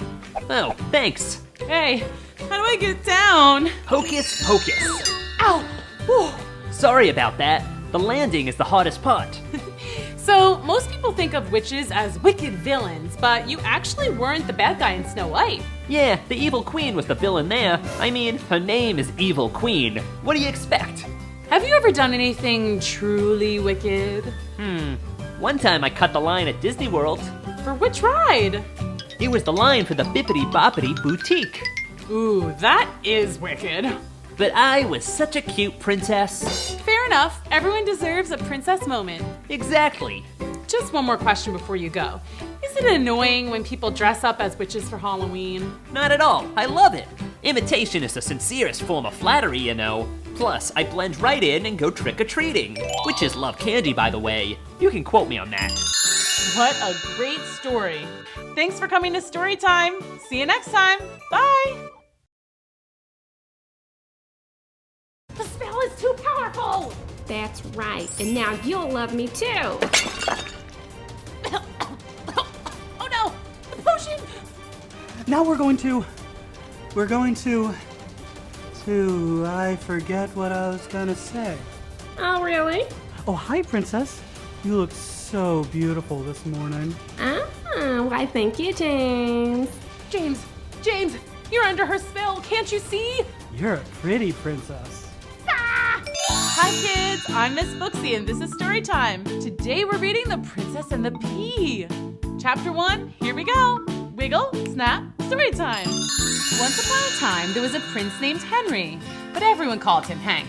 Prince Hank was going to be king one day, but first he had to get married. Why do I have to get married? And you have to marry a princess. No substitutes allowed. That was Prince Hank's mother, the queen. It was time for princess interviews. This was where princesses from near and far would come to the palace and meet the prince, hoping to become the next queen. Hey. Hi. You didn't curtsy. Next. Make sure you curtsy. Nope. Next. Ooh, that's gotta hurt.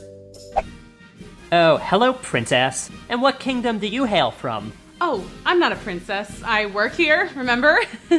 Prince Hank did not remember. This was Miss Maggie, who had come to the palace to work for the queen. She had been there for ages, but Prince Hank was a little bit self-absorbed. That means he liked himself a lot and didn't care about or notice much else.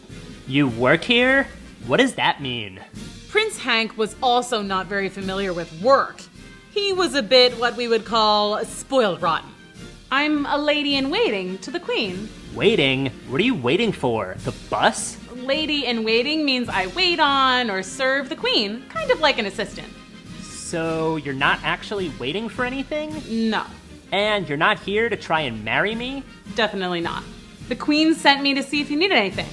I suppose you could help me if any of these bootleg princesses try to get fresh. Very well. Next. Nope. Next. Wow, that is so mean. This went on for hours. To be or not to be? That is the question. I have the answer. Next. Oh, brother, no. As soon as a princess would enter the room, Prince Hank would send them away. Why don't you just talk to any of these princesses? You know, try to get to know them. They might be great. You're being, I hate to say it, a little bit rude, dude. Look, Maggie. Whatever. I can't waste my time with girls who aren't queen material. The next queen has to be the real deal. Genuine, bona fide, 100% R-O-Y-U-L-L. That spells royal. No, it doesn't. I'm pretty sure it does. Anyway, these so-called princesses are totally bleh, and I'm bored, so I'm gonna go take a nap. Wait, I think there's one more girl. Ugh, fine. Next. Oh, hello. That princess is so beautiful. You look familiar. You remind me of someone I like. Prince Hank liked this princess immediately and invited her to stay at the castle. He was smitten, but soon it was clear they actually had a lot in common. I can't wait to see what happens next. She was very picky. Ew, next. She was very into herself.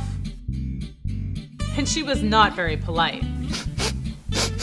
Somebody smells like cheese. Not me. I smell good. After dinner, everyone went down to the parlor for the evening's entertainment. In an effort to impress the princess, Prince Hank sang a song. I live in a castle, I wear a crown. It's so shiny, it's so awesome. Your turn, princess. Play us a song. Yeah, true love is great and all its stuff. Then I met my prince. La la la la la la. Wait, no, you need to go higher. Now it's like this.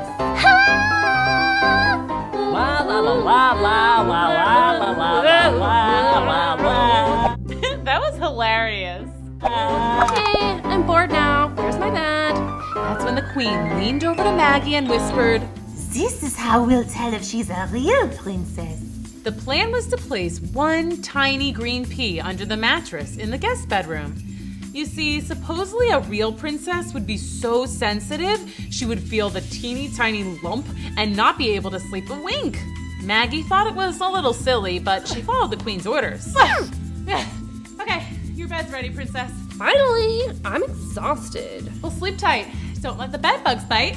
Ew, gross. Oh, sorry, it's just an expression. Good night. What do you think will happen next? Chapter 2, here we go. The next morning, Maggie and the queen eagerly waited for the princess to join them for breakfast. Did their test work? Had she felt the pea? Finally, the princess came down. Good morning, princess. But before they could ask how she slept, the princess said, Oh my gosh, there was a giant lump in the middle of my mattress. I couldn't sleep at all. Oh, really? Well, we'll have that taken care of at once. Maggie! On it, ma'am. Ooh, this is so exciting. So Maggie lugged a new mattress all the way up the stairs and plopped it on the bed. Surely she won't feel the pee under 2 mattresses. But the next morning played out the same. I couldn't sleep a wink. I could still feel this gigantic pokey lump. So Maggie pulled another mattress up the stairs and put it on the bed. Okay, maybe she could feel the pee with 2 mattresses, but good luck feeling it with 3. But you guessed it, the princess once again came down to breakfast, rubbing her eyes and yawning. And once again, Maggie was struggling to get yet another mattress up to the guest room and on top of a now very high bed. And this happened again and again and again and again. Wow, it's so colorful. Finally, Maggie asked the queen, Your Highness, isn't it obvious that the princess is a real princess? She felt the pee every single night, no matter how many mattresses I put on her bed. This is a very serious thing, Maggie. Do you know how many fake princesses there are out there? No. It's a real problem. Whatever you say, Your Highness. Oh, here she comes. Let me guess. You didn't sleep a wink? How many does it take? 1 million? 1 million mattresses? I'll be dragging around mattresses until I'm an old lady. Hey, Maggie. Prince James! Prince James was Hank's twin brother. He was born 4 minutes after Hank, and being the younger twin, he would never be king, but he didn't mind. He was totally cool with just being a regular guy. Well, he was still a prince, but he was very laid back. Pretty much the opposite of Hank. That prince is so handsome. Maggie and James had known each other for quite some time and liked each other a lot. They liked to do not-so-royal things together, like fill up the palace pool with slime, eat ice cream sundaes till their tummies hurt, and sneak into the kitchen to mess with the royal chef's menu. Goose liver pate? No thanks. Let's just change it to pizza. Extra cheese. Ooh, add pineapple. Yep, they were partners in crime. Oh, what you up to? The Princess Pea test. The what? Prince Hank can only marry a true royal, and the queen wanted me to make sure that this girl's a real princess, so I put a pea under her mattress.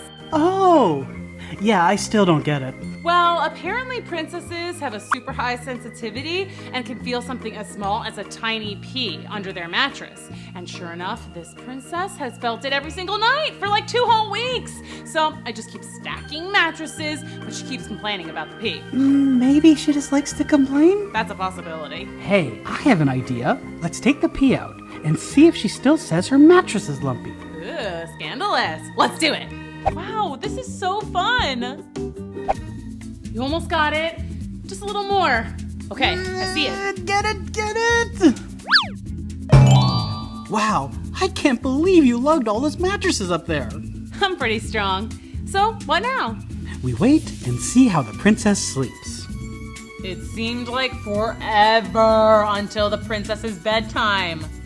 I win! No way, I always win. Mother always lets me win. You're playing the game wrong. Well, my mother always lets me win, so you're playing it wrong. Wanna play again? No, I'm gonna go to bed. Gee, I really hope I can sleep tonight. That bed is so lumpy.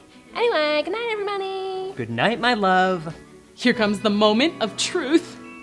The next morning, Prince James and Maggie waited for the princess, eagerly awaiting her report. Here she comes. But instead of appearing well rested, the princess looked like she hadn't slept at all. The pea was gone, but the princess said, OMG, I literally tossed and turned all night long. That sounds suspicious. Really? Yeah, it's like there's this lump right in the middle of the bed. I'm very sensitive to these things, you know, being a princess and all. Let's go on another adventure. Come on. Chapter 3, here we go. Maggie and James were totally confused. I don't get it. We removed the pea, but she says she still felt the lump. She must be making it up, but why would she randomly lie about something like that? I got it. She knows about the princess and the pea test. So she's faking it to seem like a real princess. Yeah, at least I think so. So if she's not a princess, who is she? I don't know, but we have to find out. How can we do that? We spy. Ooh, this is so exciting. James and Maggie both loved a good caper. They excitedly prepared for their super secret spy mission. Okay, do we have everything we need? Let's check. Binoculars? Check. Walkie-talkies? Check. Night vision goggles? Check. Grappling hook? Check. Candy in case we get hungry. Ooh, good thinking. All right, let's go spy on the princess. First rule of spy missions is that you don't yell that you're going on a spy mission. Right. Got it. Let's go.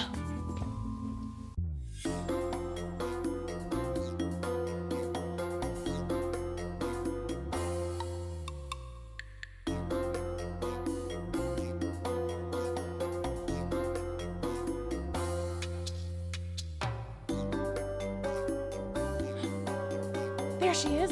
What now? Now we just wait for her to reveal her true self. What do you think is gonna happen next? But the princess wasn't up to anything unusual. She did her nails, she read a magazine, she brushed her hair, she washed her face. You know, totally normal stuff. Wait, what? Huh? What? No, that can't be. Ah, she's coming this way. So she's a witch.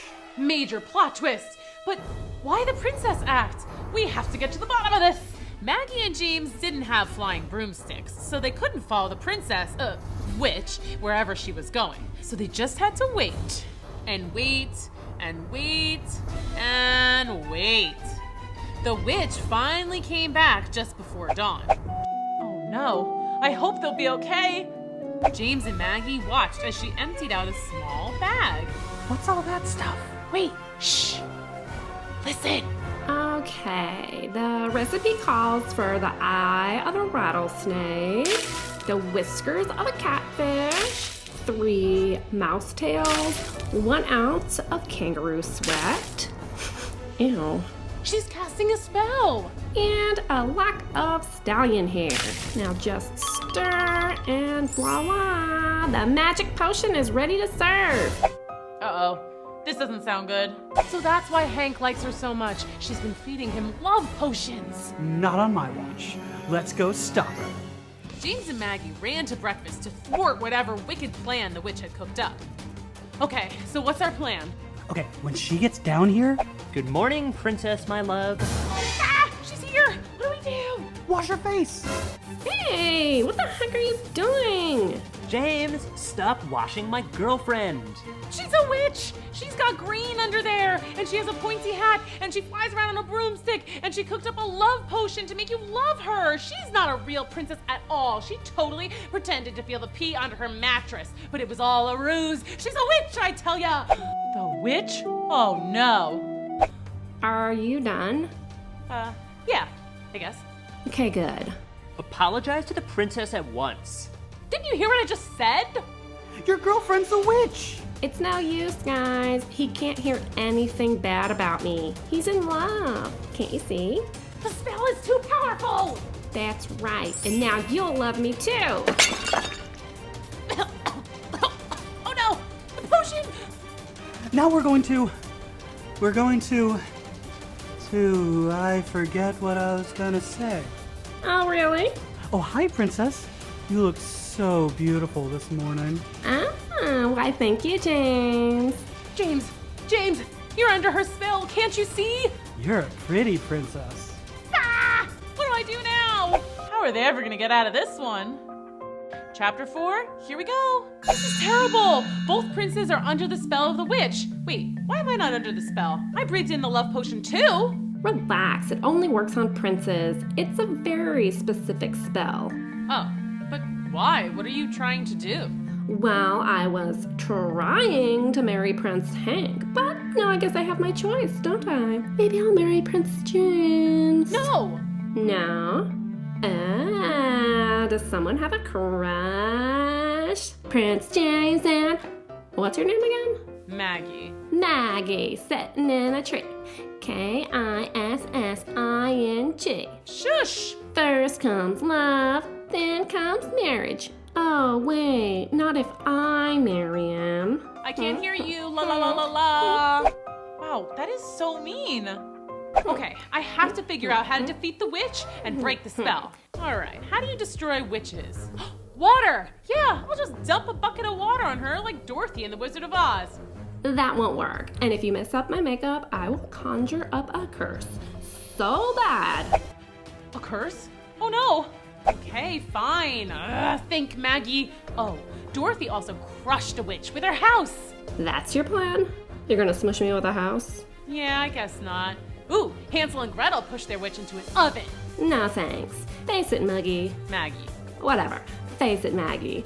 I'm going to marry the prince, and you can't stop me. Why do you even want to marry the prince anyway? Aren't witches supposed to marry like wizards or ogres or something? Seriously? What? You don't think witches grow up reading fairy tales too? They do? Yes. And all my life, deep down, I've known that I'm really supposed to be a princess. So when I heard there was a real prince looking for a princess, well, I put on my dress and I hightailed it over here. Ooh, that makes sense.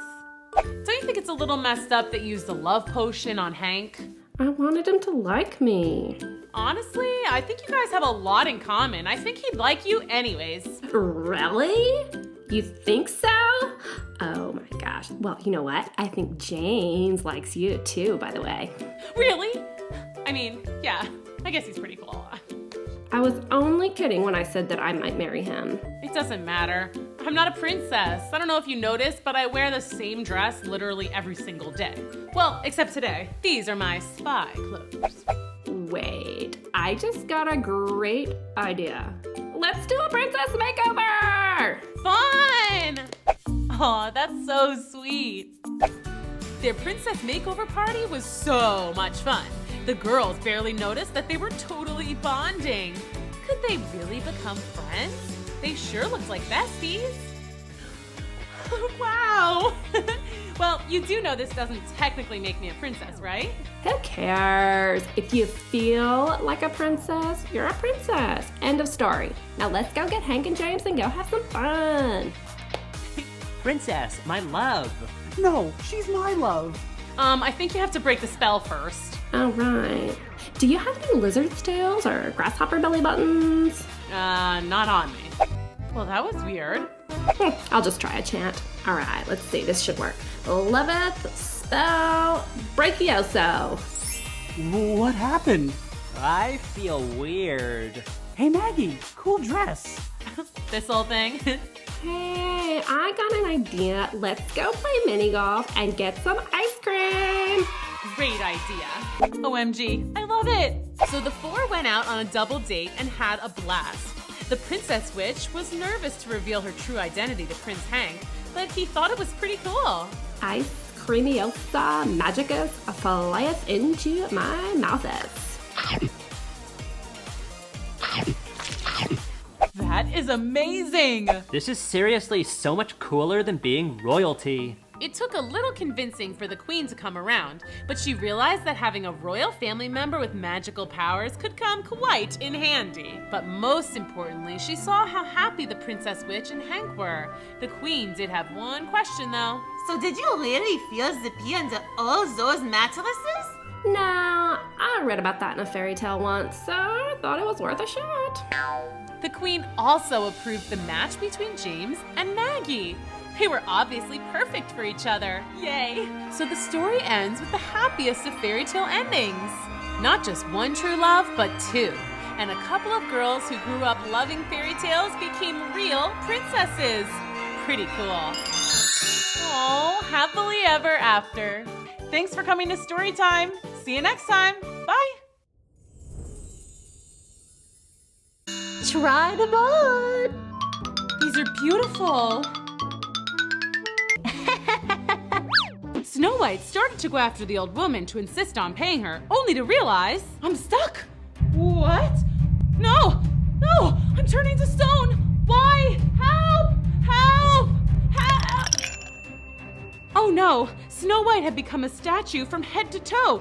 She didn't even know what you and I know, that the old woman had really been the evil queen. Hi there, it's time for Storytime at Cool School. I'm Miss Booksy.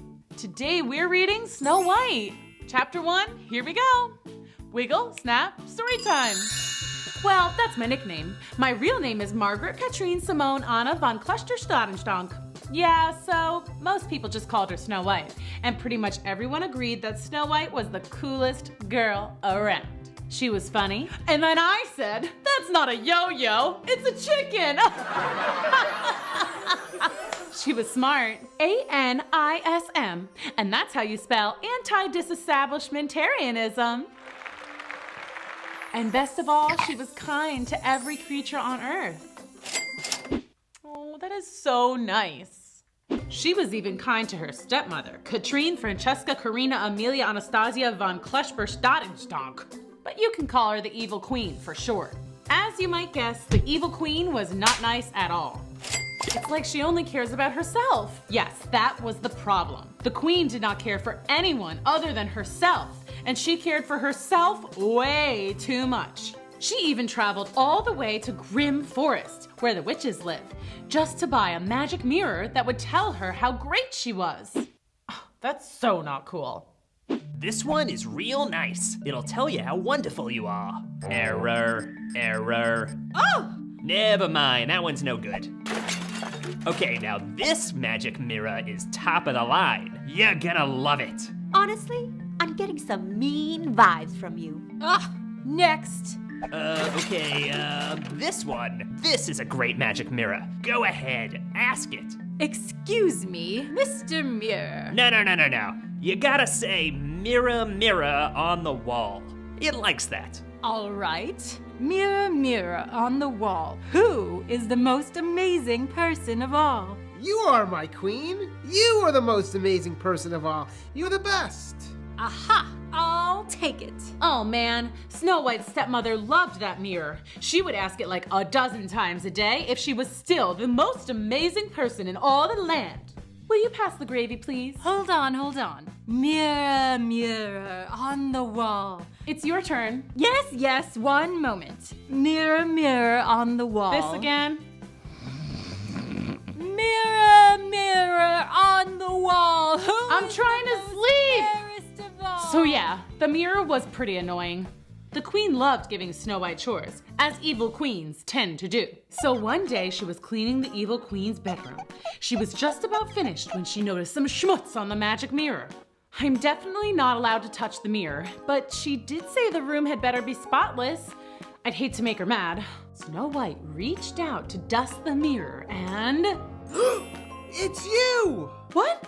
You are the most amazing person in the land. Why, thank you, but don't say that. The queen will get, really mad. Ugh, she is so mean. But I can see that you have a good heart. Are you actually just an X-ray machine? No, I mean you have a good soul. Aw, that's so sweet. The queen has a rotten soul, by the way. Well, thanks for the compliment, but you really must keep telling her that she's the best. It's dangerous to make her mad. Promise? Okay. Long story short, the mirror did not keep his promise for long. Mirror, mirror on the wall, who is the most amazing person of all? You, my lady, are an amazing person. Of all? Yeah, sure. Of all. Say it then. Say the whole thing. I meant to say that you, my queen, are the most amazing person of all? Good, just checking. What was that? Nothing. It sounded like something. It's just that Snow White may be more amazing. But the queen didn't scream or break things, and she didn't cry. She was just very quiet. That's not good, kids. When the evil queen gets quiet, it means she's really, really, really, really mad. And like Snow White said, that can be very dangerous. This is kind of spooky. Let's keep reading. Chapter 2, here we go. Wiggle, snap, story time. Yep, she looks pretty mad. I will get rid of Snow White. That sounds bad. Poor Snow White. She didn't do anything. Yeah, I was just minding my own business. The evil queen tried all kinds of different ways to get rid of the princess. She locked me out. She tried to mail me to Alaska. She even tried to send me away in a hot air balloon. Wow, that is so mean. You might be wondering why my dad didn't step in and do anything. Well, he was away on king business at the semi-annual Royal Symposium. That's where natural-born kings and queens go to learn royal stuff, like how to balance giant crowns on their heads and how to wave at a parade. So I was on my own. The queen was getting frustrated. She couldn't get rid of Snow White. She finally decided to go back to the witches of the Grim Forest. Surely they could get the job done. Oh, it's you again. Welcome back. I need a curse to get rid of a princess. Oh, goody. I just love those curses. What do you need? 100-year sleep? Make her lose her singing voice? Ooh, maybe we turn her into a frog. I just want her to go away forever. Ooh, I see. A one-way ticket. Exactly. Uh-oh. This doesn't sound good. Well, my sister is a travel agent. We can send her to China. I was thinking something a little more permanent. Okay. Well, how about a classic de-atomizer? What is that? I don't know, but it sounds cool, right? Can't you just do something, I don't know, witchy? Oh, sure, that's easy. Here's what you need. A bubbling cauldron, a rose, watch out for the thorns, the tooth of a shark, a rotten egg, gross, a picture of Santa Claus, random, and a lock of Snow White's hair. And check. Mix it all together and say these words. Mecca like a ding-dong, cherry chicken ping-pong, Snow White, why don't you just disappear already? Mecca-lecca ding-dong, cherry chicken ping-pong, Snow White, why don't you just disappear already? And just like that, Snow White disappeared. Didn't think it would work, did you? Yeah, neither did I. Oh no, I hope she's okay. But here's the thing, boys and girls. People don't really disappear. They just appear somewhere else. And that's what happened to Snow White. She appeared in another fairy tale. Whoa, where am I? This isn't our kingdom. Hey, I think that's Cinderella. How'd I get into her storyline? Oh, maybe her fairy godmother can help me get home. Did somebody say fairy godmother? I did. Do you want to go to the ball too? I can let you go, but you can't win the heart of the prince.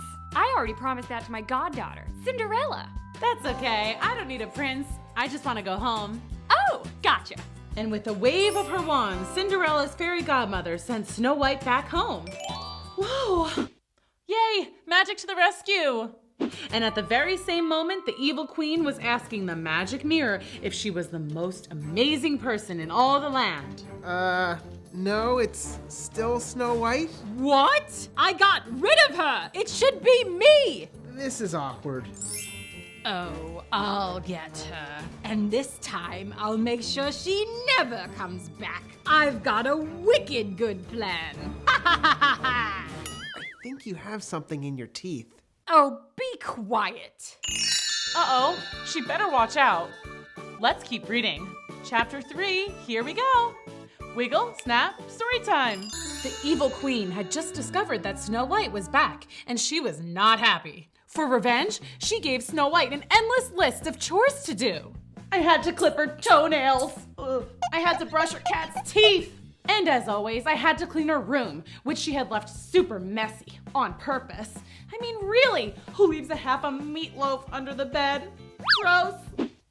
Wow, that is so mean. Hey there, how's it going? You scared me. Sorry, I hope the queen's not being too mean. She's a real piece of work. Yeah. You think deep down maybe she's actually nice? I don't think so. She's pretty bad. I bet she was a really nice kid. And then something terrible happened, like a wizard cast a spell on her that made her bad. Not exactly. Or maybe she was attacked by a two-headed fire-breathing dragon, and she just hasn't been the same since. Or maybe she was tricked by a boy who said he was a charming prince, but then he turned out to be a scaly lizard. And ever since then, she's just too sad to be nice. Nope, I don't think so. Surely she hasn't always been evil. I'm an all-knowing mirror. Trust me, she's been bad since day one. That is so not cool. She drew angry frowny faces on all her sister's dolls. She cut her brother's hair, and not in a good way. She scribbled all over her family photos. She even put mustard in her mom's shampoo bottle. Yes, indeed. She is one bad apple. Well, if she's always been bad, then how come my dad wanted to marry her? She tricked him. Before your soon-to-be stepmother moved to town, she paid a little visit to the witches in the Grim Forest. Welcome to ye old witchcraft and novelty shop. What can I do for ya? I want to be queen. I don't have any crowns, but I could sell you this t-shirt that says, I'm the queen, gotta love me.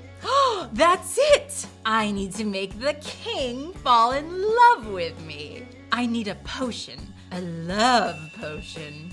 Ooh, good idea.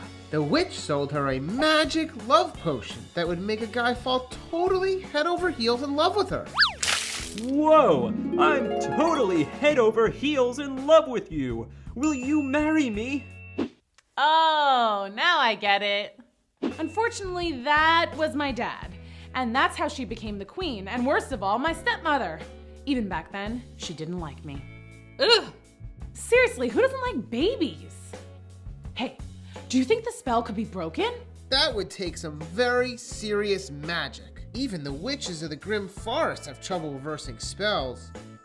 Wait, she's coming! How do you know? How many times do I have to tell you? I'm an all-knowing mirror. I know everything. Did I hear you talking to someone? Yeah, I talk to myself when I'm cleaning. Really? What about? Well, I was just talking to myself about the weather. Yeah, beautiful day, isn't it? Oh, I guess so. Now get back to work. Whew, that was a close one. That was close. Yeah, if she catches me talking to you, she'll lose it. Uh-oh. What? Uh-oh is right, kids. The evil queen was listening at the door. Total fake out. Oh, I forgot to tell you. Tomorrow I'm sending you to the Grim Forest to return this defective mirror. I'm sure you'll both have a lovely time. That sounds suspicious. Let's keep reading. Chapter 4, here we go. Wiggle, snap, story time. Wake up! What time is it? It's time to go to the Grim Forest. Here's the mirror. What happened to it? It's all smashed. See? I told you it was defective. See ya! She'll find her way into the forest, but she'll never find her way out. What? No, that can't be. Okay, this is only extremely very scary. No big deal. I wish the queen hadn't busted the mirror. He would be good company about now. Ugh, and these directions. Walk backwards down the dragon's path.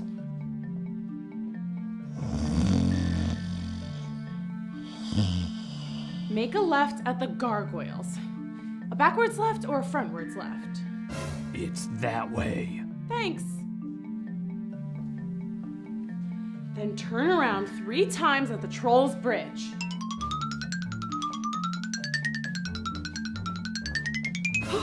Hey there, my sweet. Ah, this is scary. I'm not your sweet, you troll. Sorry, I don't get out much. Then hop on 1 foot. Why? Hop on 1 foot past the Wicked War's warehouse. And so the wish's shop should be? Yoo-hoo, right here. You looking for me? Yeah. How'd you know? Oh, just witch's intuition. That means I'm a really good guesser. Come inside.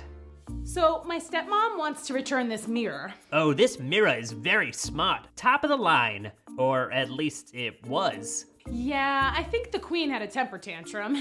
I remember her. Ugh, she's a doozy. Tell me about it. This mirror was perfect for her. He knows when to tell a little white lie. Oh, like telling her she's the most amazing in the land? Yeah, that was a fib if I ever heard one. Hey, think we could just fix the mirror?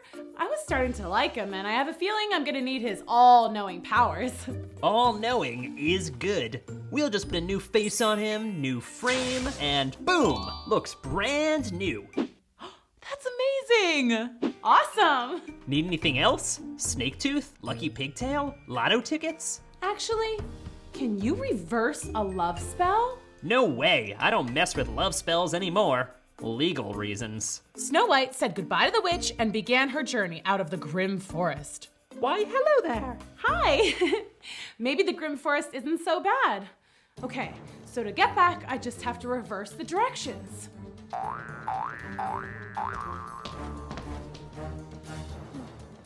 Hey, where's the Wicked Word's warehouse? Or the Troll Bridge? It's getting dark, and I'm lost. Wait, I know. The mirror will know how to get out. Hello, Mr. Mirror? Where's the on switch? Snow White tried everything she could think of to get the mirror to work. She tried voice command, mirror activate. She tried shaking it. She tried smacking it. Finally, she tried yelling at no one in particular. Why? Excuse me, ma'am. Ah! Sorry, didn't mean to frighten you. Are you okay? I'm lost, and it's dark, and this mirror is supposed to know everything, and it won't turn on. And I'm hungry, and scared, and... Who are you? I'm the professor. You must be smart. Do you know the way out of this forest? I need to get back to my kingdom. Yep, follow me. Okay. The professor led Snow White out of the grim forest, past the Wicked Word's warehouse, the Troll Bridge, the gargoyles, the dragon's path, all the way to where Snow White had began. Thank you so much, Professor. You're welcome. I hope to see you again one day. Aw, that is so nice. I don't know if I'll be going back into the grim forest anytime soon, but if I do, I'll look for ya. They said their goodbyes, and Snow White went inside the palace to give her stepmother the mirror.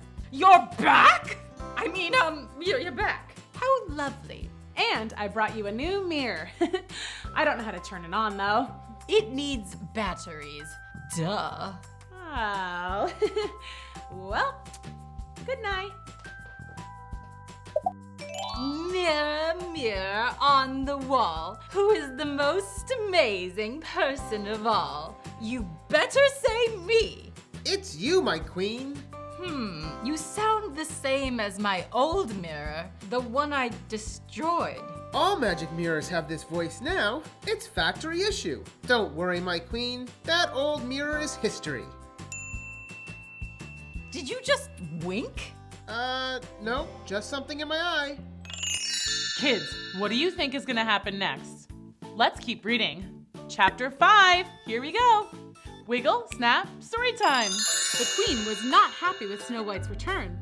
Hi, I'm Snow White, and I'm so cool. Blech! It's time to get rid of her once and for all. Uh-oh, she better watch out. Uh-oh. What did you say? I said uh-oh because, I haven't told you how awesome you look today, have I? Silly me. You look good, girlfriend. Oh, thank you.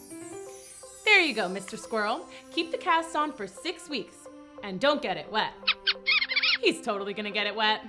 Hey there, Snow White. Let's pause for a second. That was Shep Huntsman. A lot of people just called him the Huntsman because he was actually the official hunter for the king. Okay, let's continue with the story. Hi, Shep.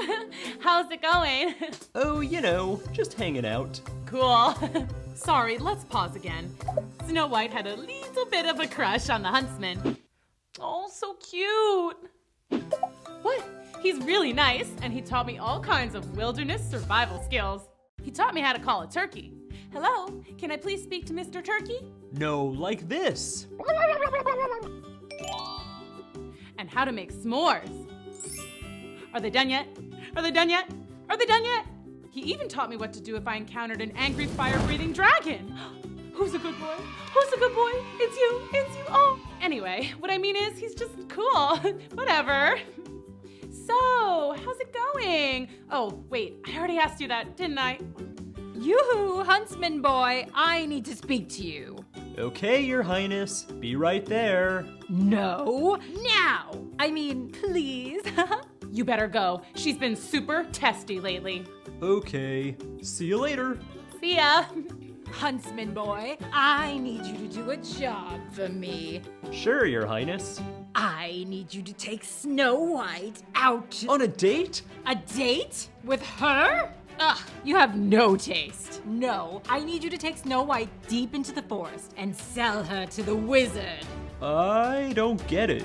There's nothing to get. You take her into the woods, you sell her to the weird wizard who will turn her into a frog or something, and then you bring me the money. Oh no. Why do you want the wizard to turn her into a frog? I don't care if it's a frog or a rock or a bobblehead toy. I just want her gone. I don't think I can do this. It's not nice. Ugh.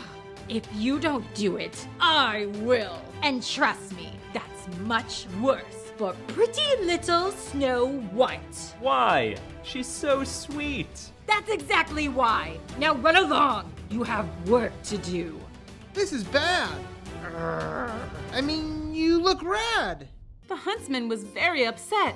He went down to sit by the koi pond. That's where he liked to do his serious thinking. I really like Snow White. I couldn't do anything to hurt her. What am I supposed to do? What would you do if you were there? Meanwhile, Snow White went upstairs to do her chores and talk to her friend the mirror. Hey, how are ya? The queen is making the huntsman take you out. On a date?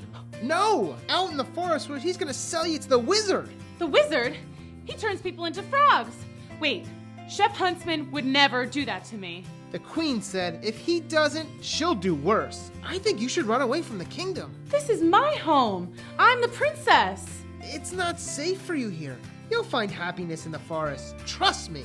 Snow White knew the mirror wouldn't lie to her, so she went to her room to pack all her prized possessions. Why won't you fit? You're probably better off here anyway, Teddy. I'll miss you. And I'll miss you too, Lamb. And I'll miss you, dollhouse with a real elevator and a tiny ice cream machine.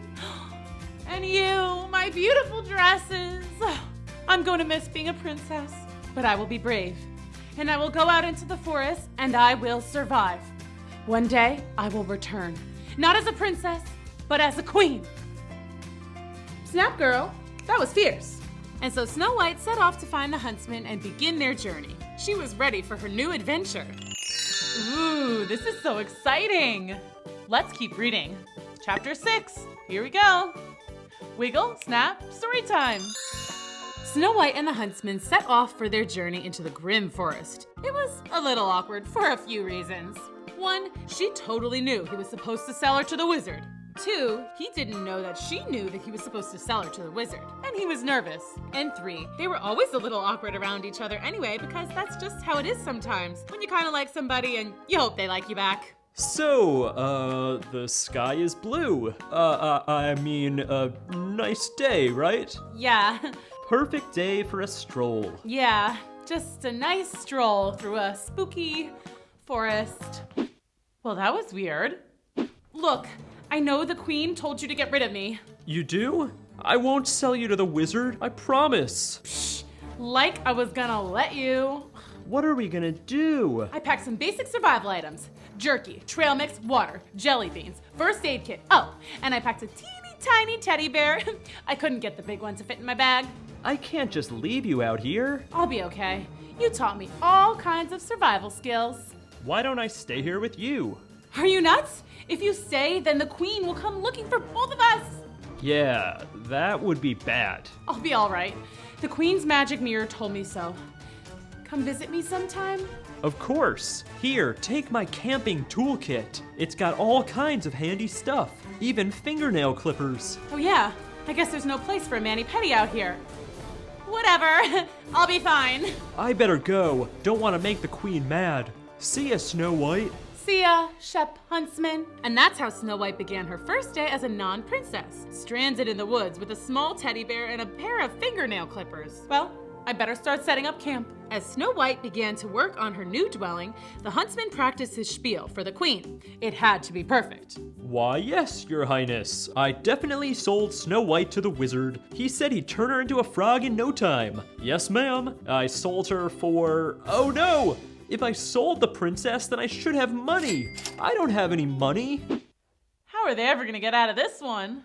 The huntsman checked his pockets for loose change. Nope. He looked in his sock. Nada. He checked his fanny pack where he kept important things like his Phillips head screwdriver and chewing gum. Zip, zilch, zero. Wait, I know. To the koi pond. That's where I toss in my coins and make wishes. I wish I could get a puppy. I wish I could fly. I wish I could grow a mustache. I wish I had 100 wishes. There must be like $1 million in there by now. Hey, I never did get that puppy or that mustache. That's it. I'm taking my wishes back. Meanwhile, in Grim Forest, Snow White had just finished setting up her new, apartment. Perfect. It's shabby chic. Aw, man. Okay, third time's a charm. Excuse me, Snow White? Professor, boy am I glad to see you. What are you doing here? I live here now. We're neighbors. Great, there goes the neighborhood. Who's your friend? That's Sassy McSassy Pants. That's your name? I love it.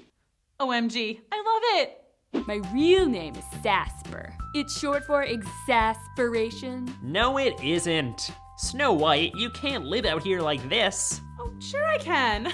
I'm not a princess anymore. I'm just a regular girl. Regular girls don't live under a pile of sticks in Grim Forest. Come on, you're moving in with us. No. Hush, Sasper. Oh, I shouldn't intrude. No, she shouldn't. Nonsense. Let's go. Snow White grabbed her bag and followed the professor and Sasper to their little cottage in the woods. She was so excited. I've never had roommates before. This is gonna be so much fun. Back at the kingdom, the huntsman had just gathered enough coins and was off to see the queen. Your Majesty? Why are you all wet? It's raining. In the woods. It was raining in the woods. Anyway, here's your money. You sold Snow White to the wizard? Yup. He said he was definitely going to turn her into a frog. A frog? Are you sure? Yes, ma'am. You'll never see Snow White again. Well, you might see her as a frog, but it would be hard to tell it's her, unless maybe she's wearing little yellow frog pants or something. How cute! Now please leave.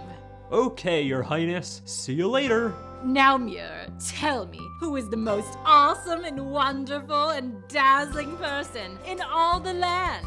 Why, it's you, my queen. Obviously. Who else would it be? Snow White? Please, give me a break. As if. Psst. Okay, that's enough. Don't overdo it. That was so funny. That night, everyone went to bed feeling pretty happy. The huntsman was glad he didn't have to sell Snow White to the bad wizard. The queen felt confident that she was the best thing since sliced bread. And Snow White was excited to start this new chapter in her life with her new cool roommates. I'm gonna need a bigger bed. Wow, this is so fun. Let's keep reading. Chapter 7, here we go. Wiggle, snap, story time.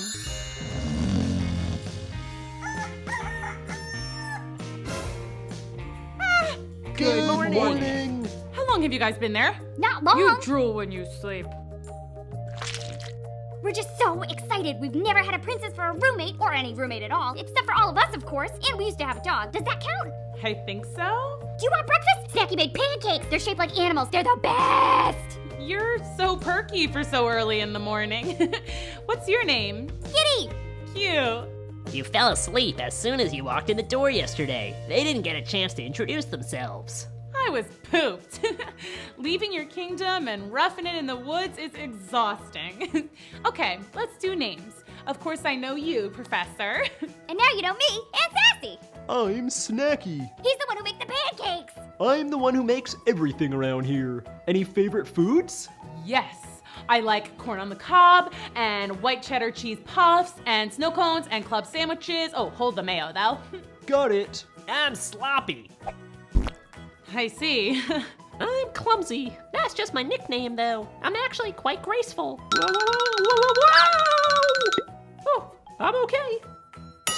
Those dwarves are so funny. Is that everyone? Don't forget me. I'm tiny. Hi. Well, I'm pleased to meet all of you. So, what do you guys do for fun around here? We work. What? Work's no fun. Unless you get to work at an amusement park. That's probably fun. We work in the mines. Oh, diamond mines? No, salt. Oh, and you have fun doing that? Sure. Everything's fun when you're with your best pals. What do you do for fun? I dance and sing and go to parties and play with all my animal friends and read and get in snowball fights and fly kites and ride bikes and... well, yeah, just to name a few. But I'll totally go to work in the mines with you guys. I'm no freeloader. You're much too big to go into the mines. Well, I'll work here then. I can clean. I used to clean my stepmother's room all the time. We're not very messy. Ooh, that's gotta hurt. Right. I'm also pretty good at sewing. I can make you guys matching outfits. That would be amazing. Well, then let me at least make some new curtains. There's a lot of bad feng shui around here. Finally, it was settled that Snow White would spruce up the cottage in exchange for free room and board. She did other little things too, like cut their hair and make a new chef's hat for Snacky. Oh, and she changed all the light bulbs, which was a huge help. Snow White kept so busy that she didn't even have time to miss home.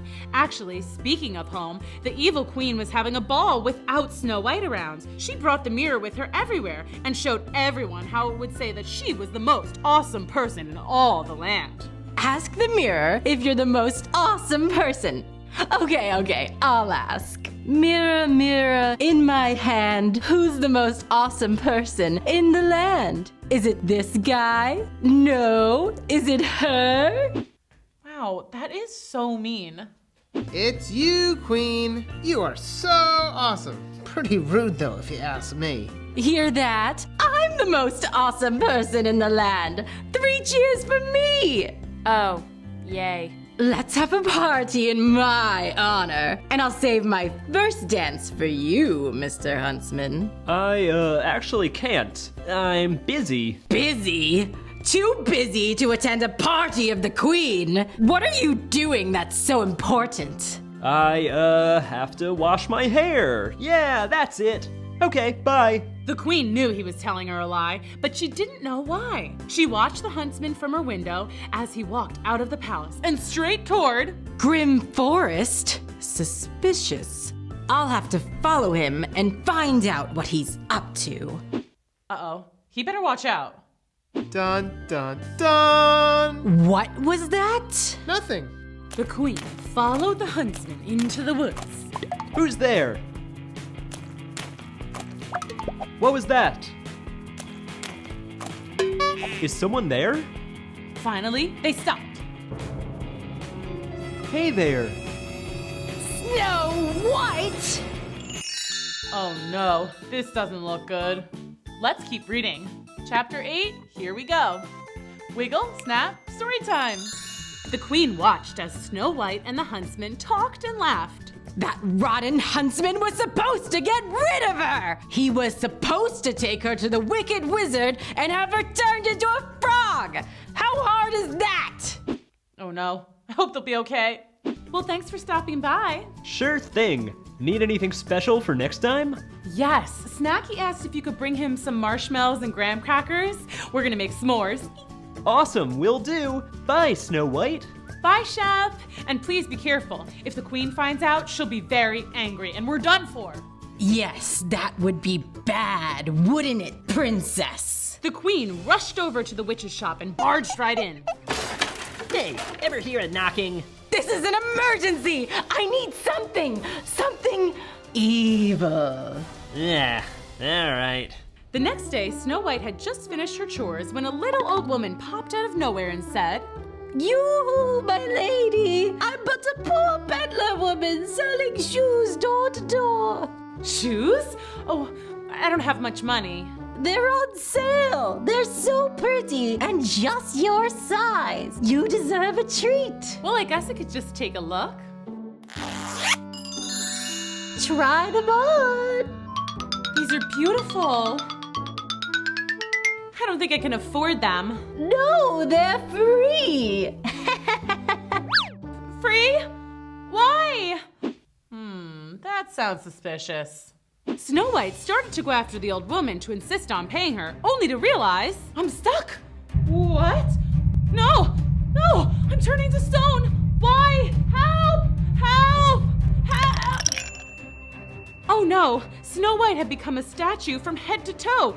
She didn't even know what you and I know, that the old woman had really been the evil queen. Goodbye forever, Snow White. What? No, that can't be. The queen went back to her kingdom, happy to be rid of Snow White. She marched straight towards the magic mirror. Question, why did you say I was the most awesome person in all the land when we both know you favor Snow White? But Snow White is gone, my queen. She is now, but since you're such a wise, all-knowing mirror, you must have known she's been in the grim forest all this time. Oh, see, when you said in all the land, I thought you meant around here, like in this kingdom. I didn't know you were counting grim forest. My bad. Well, it doesn't matter. She's gone forever this time, and you better watch your back. The evil queen was also quite angry with the huntsman. She put him in jail and threw away the key. Wait, I didn't have dinner yet. Aw, man. Meanwhile, back at Grim Forest, the dwarves were just coming back from work. What's that? Looks like a statue. It looks like Snow White. Cool! I want a statue that looks like me. Snow White, come out here. There's a statue and it looks just like you. Wait, I think this is Snow White. It must be an evil curse from that evil queen. She's so evil. Oh no! The dwarves were so upset. They didn't know how to reverse a curse, and they didn't know whether Snow White could think or feel in there, or if she truly was made of stone. What if she's scared? What if she gets cold? We have to move her inside. Those dwarves are so helpful. The dwarves tried with all their might, but they couldn't move Snow White. Professor, do you know any ways to reverse the spell? Well, let's see. Maybe she could kiss a frog. Here! Why do you have a frog in your pocket? Why not? It's cute! Okay, let's reverse this spell. Maybe say some magic words. Alakazam, abracadabra, kalamazoo. Bless you! It's no use, we don't know magic! We could go to a witch. But the witches live in the scary part of the forest. We'll just have to be brave. Yes, we have to save our friend!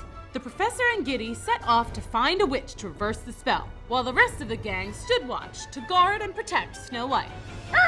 Shoo, go away! What if we can't reverse the spell and Snow White is a statue forever? Don't worry, Tiny, we'll have a happy ending. I just know it! What do you think is gonna happen next? Let's keep reading. Chapter 9, here we go. Wiggle, snap, story time. Professor and Giddy were on their way to find a way to save their friend Snow White, bravely trekking through the grim forest. Okay, well, at least they were trying to be brave. But hey, at least they were willing to face their fears and help a friend, right? That was hilarious. The two finally found what they were looking for. Ye old magic shop. Hello, hi, ding, ding, ding, ding, ding, ding. Hello, I'm Giddy. Good for you. And I'm the professor. We need to reverse an evil spell. What kind of spell? Our friend was turned to stone. That worked? Wow.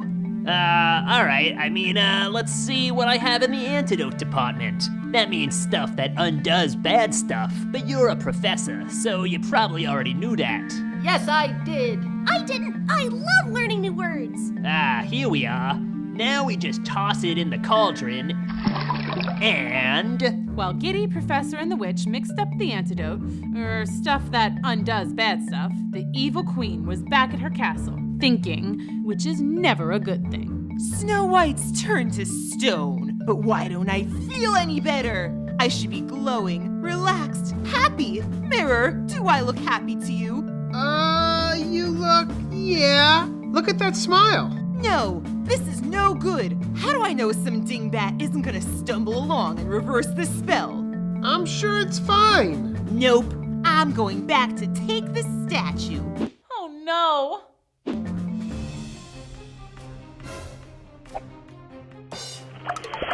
The evil queen strikes again. Wake up, guys! It's time to save Snow White!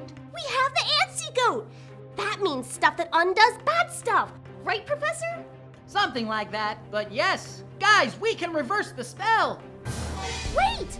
Where's Snow White? Snow White! Snow White, where are you? Guys, she's a statue. She can't answer you. Oh, right! Statues can't talk. I got it. Snow White, blink twice if you can hear us. Gee, great plan. Well, if you had been guarding her, she wouldn't be lost. Me? I wasn't the only one. What about you? Oh, pretty please stop fighting. I don't like it. Giddy's right. We have to work together. It's no use. She's either been stolen, Statue net! Or maybe she came back to life and she left. No, she wouldn't just leave like that. I bet the evil queen took her. Of course. Well, we have to go find her. Operation Find Snow White and Hunt Statue Fire and defeat the evil queen forever. I love it. Okay, team name. How about the 7 Cool Dudes? Blech. I'll consider that a yes. It was official. The 7 cool dudes were on their way to save Snow White. Ooh, this is so exciting. Let's keep reading. Chapter 10, here we go. Wiggle, snap, story time. Well, there's the castle. Now what? We storm the gates and find Snow White. Wait, there's Snow White now. I have the witch's antidote. We'll just go up and turn her back to her old self. Hey, Professor, over here. Hey, it's the huntsman. Why are you in jail? The Queen locked me up for trying to help Snow White. I don't know what you're planning to do, but be careful. Uh-oh, we came to help Snow White. Huh?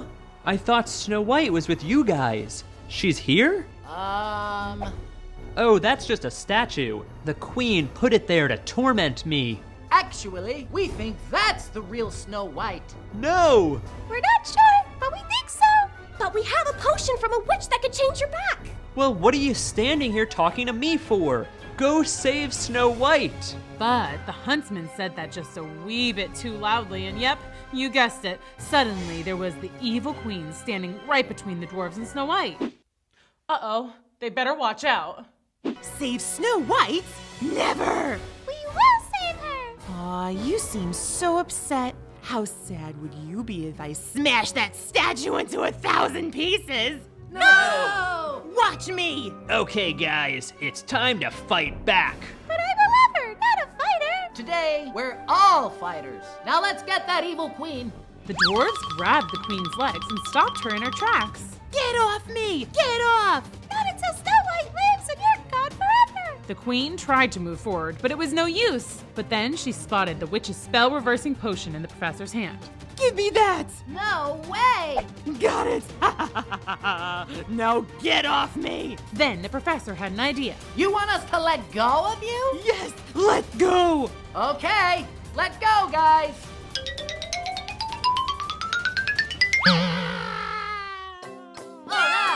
But she has the spell-reversing antidote. But luck would have it that the evil queen dropped the antidote and it fell right smack dab on Snow White's head. Whew, that was a close one. It doesn't work! Oh no! What's everybody crying about? And why are all these pigeons on me? Shoot, birds, shoot! Snow White, you're alive! Of course I'm alive. Why wouldn't I be? But wait, why am I back at the castle? And Shep, Why are you in jail? The evil queen put me here. No. Where is she? Over there! Owie. I'm confused. It's a long story. I'll tell it. I love long stories. I'm all ears, but first we gotta do two things. Let's bust Shep out of jail and put that bad apple in his place. Yeah! No! Sorry, majority rules. Evil queen drools. That rhymed! Yay! Once the evil queen was locked away in jail, Shep, the dwarves, and Snow White all kicked back and relaxed, happy as could be. Wait, no, there was one thing missing. Snow White, my darling daughter. Dad! That's right. Remember back in chapter 2 when I told you that Snow White's dad was away at the semi-annual Royal Symposium? You know, the place where kings and queens go to learn royal stuff. Well, he was back. Yay, I'm so happy. Dad, I missed you.